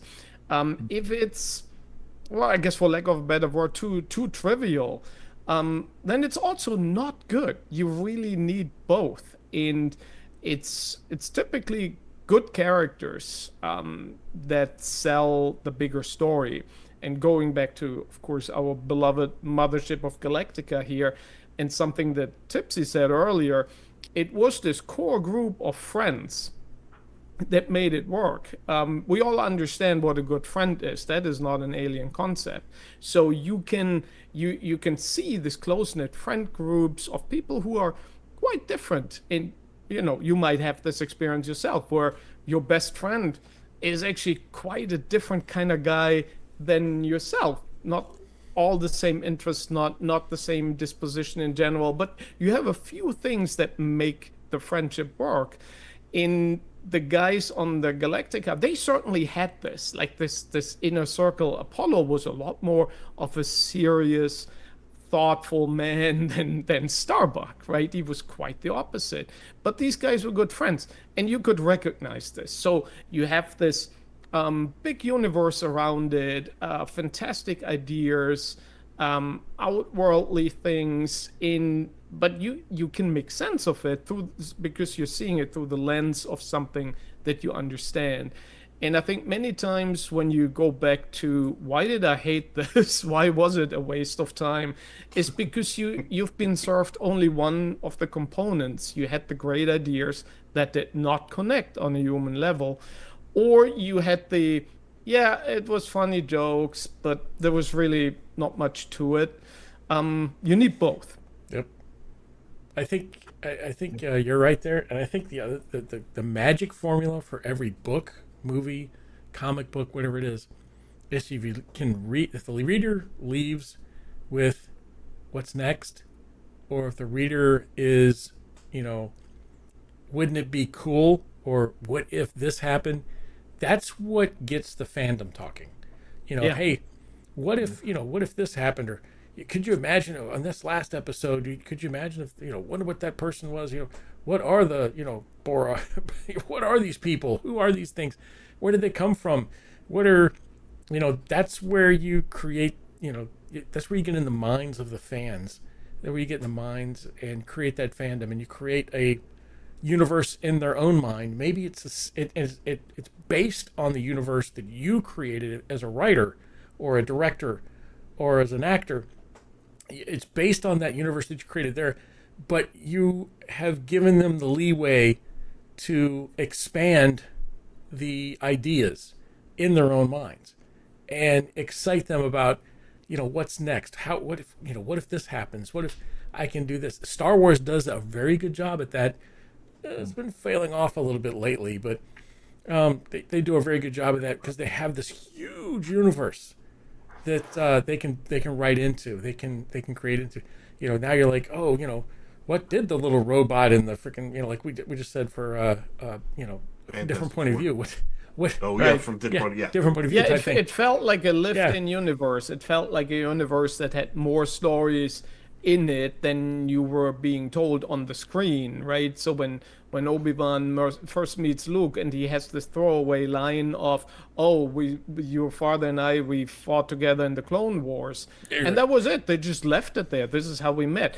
And, little me was like, ooh, I'm not even sure if I had heard of cloning at that point. I mean, That's true. I was a geeky kid, but this might have gone just over my head. And then eventually I found out, this is what clones are. Does it mean that the soldiers were all the same? And, then the fan brain starts ticking and you building this universe of your own. And I think this is when it really clicks, when it becomes successful, when the background of the storytelling comes alive. And that's what works.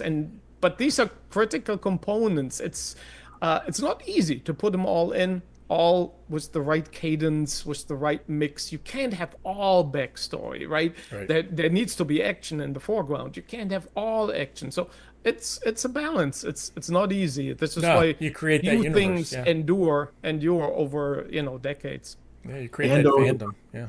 And it was the perfect example they had it this year. This last Andor season was amazing. I mean, yes, it was. No sabers. Yes, it was. And then I was at Rebel Scum Con, and all the actors from the Mandalorian and Katie Sackhoff, they all asked what series you want to be, and they all said Andor too.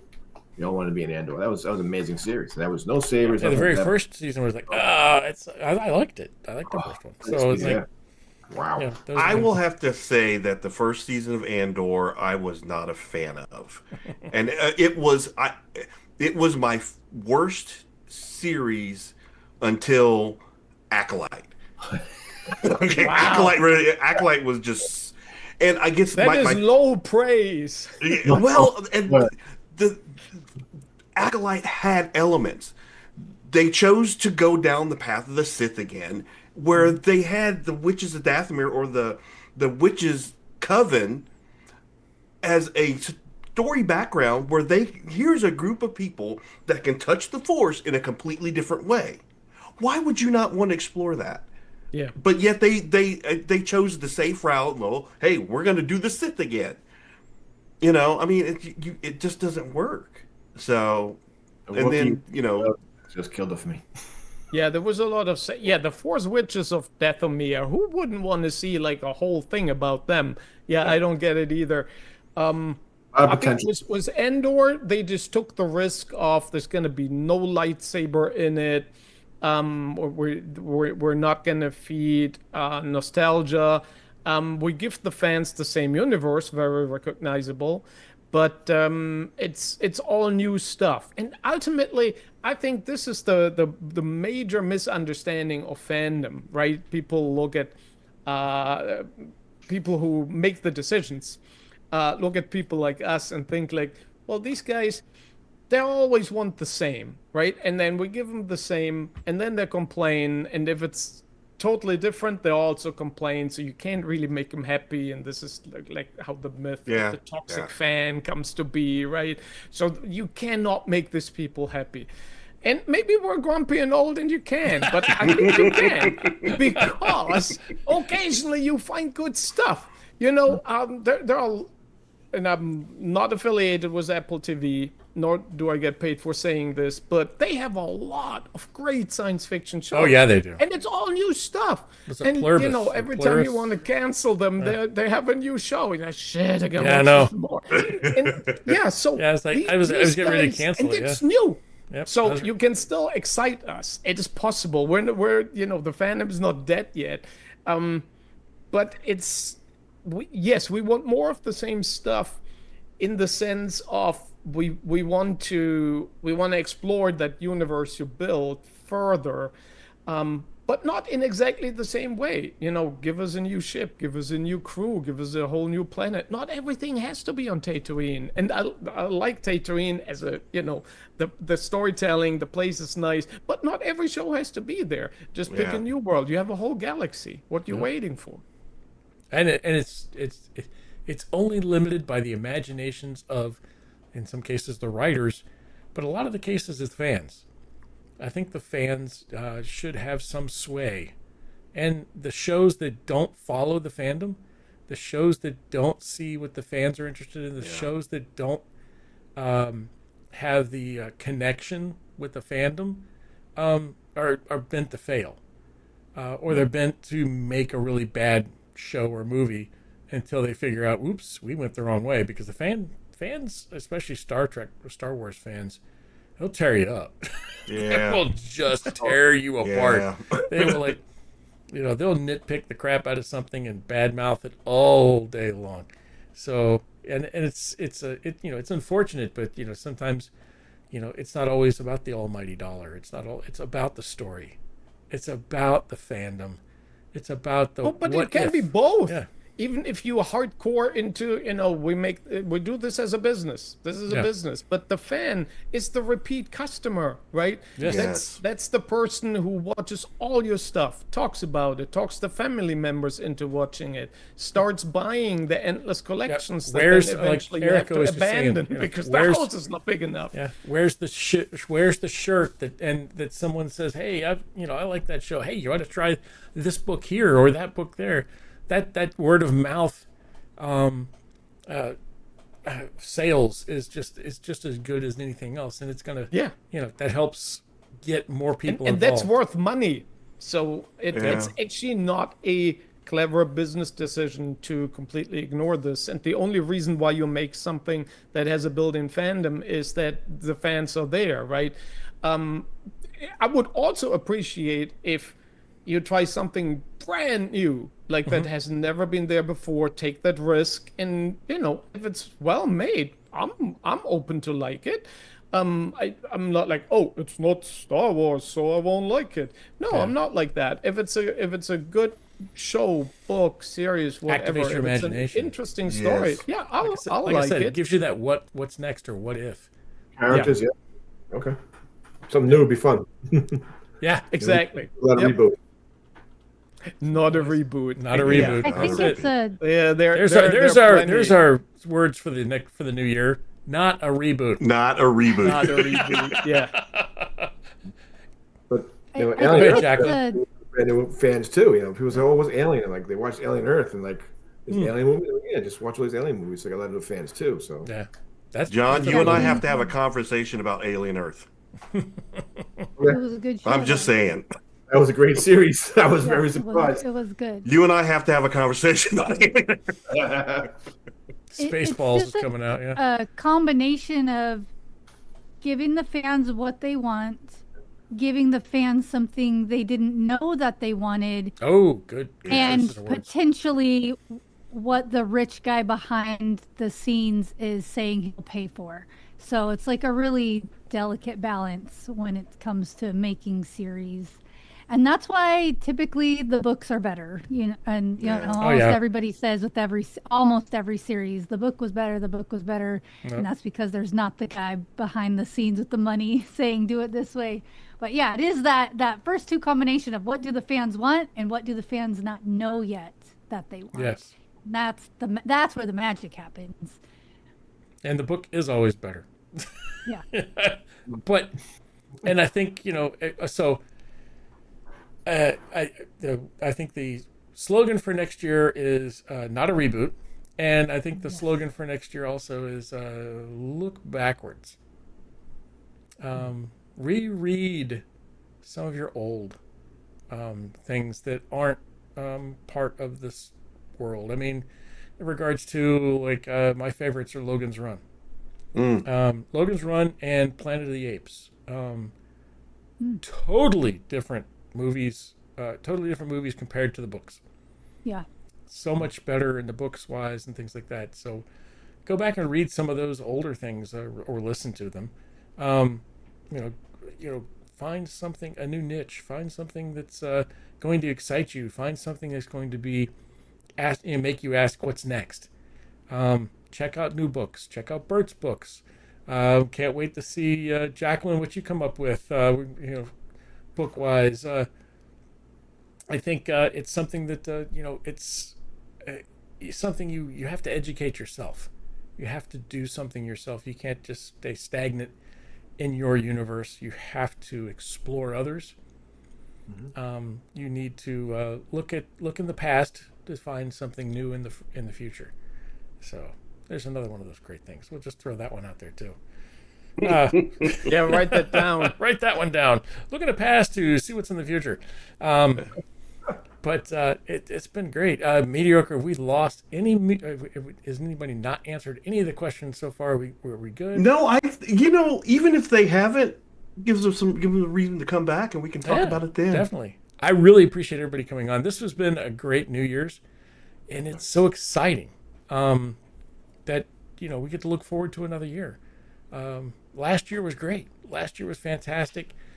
We were all successful in surviving last year. Yes. So there were successes. Some of the things we've learned from last year are, we look back and say, you know what, I could do that better this year.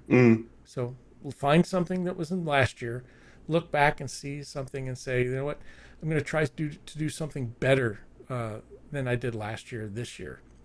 And of course, reach out for new family. Find new fandoms, families, and get involved with the people around you. Don't just stay at home. I'm not telling you to go out and talk to strangers. That's not what I'm saying. But do go out and go to a con or something and get with people that kind of share your interests, and maybe they'll spark something in your mind. Maybe they'll spark an idea or something that's kind of cool in your mind that will make you look at something else.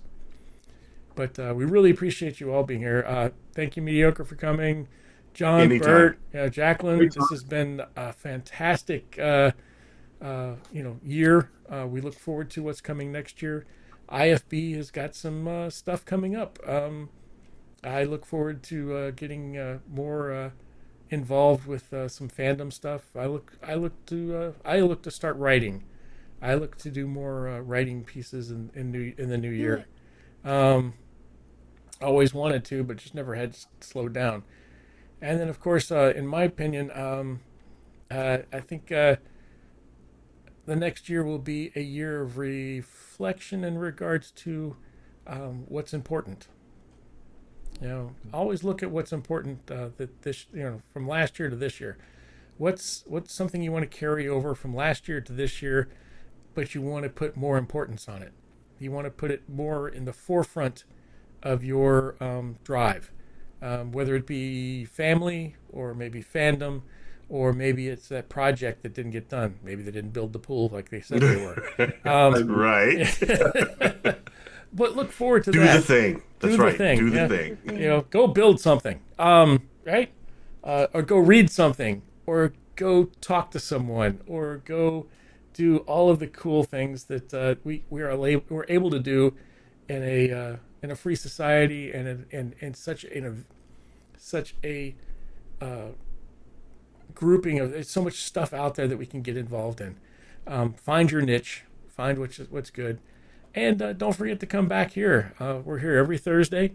We love to talk to you. We love to have you talk on the chat. Erica and everybody else that's been out there. Thanks for texting in. Make it this is exciting. This is a first day of the new year. What are you going to do with it? So that's up to you. So what I want to say is thank you, family, for the last year, and I look forward to the next year with you. I think it's going to be amazing because we are a family, and I have such great friends and great acquaintances inside of IFB. So here's to you, because Everybody? Fans fuel the the fleet. fleet. Yes, fleet.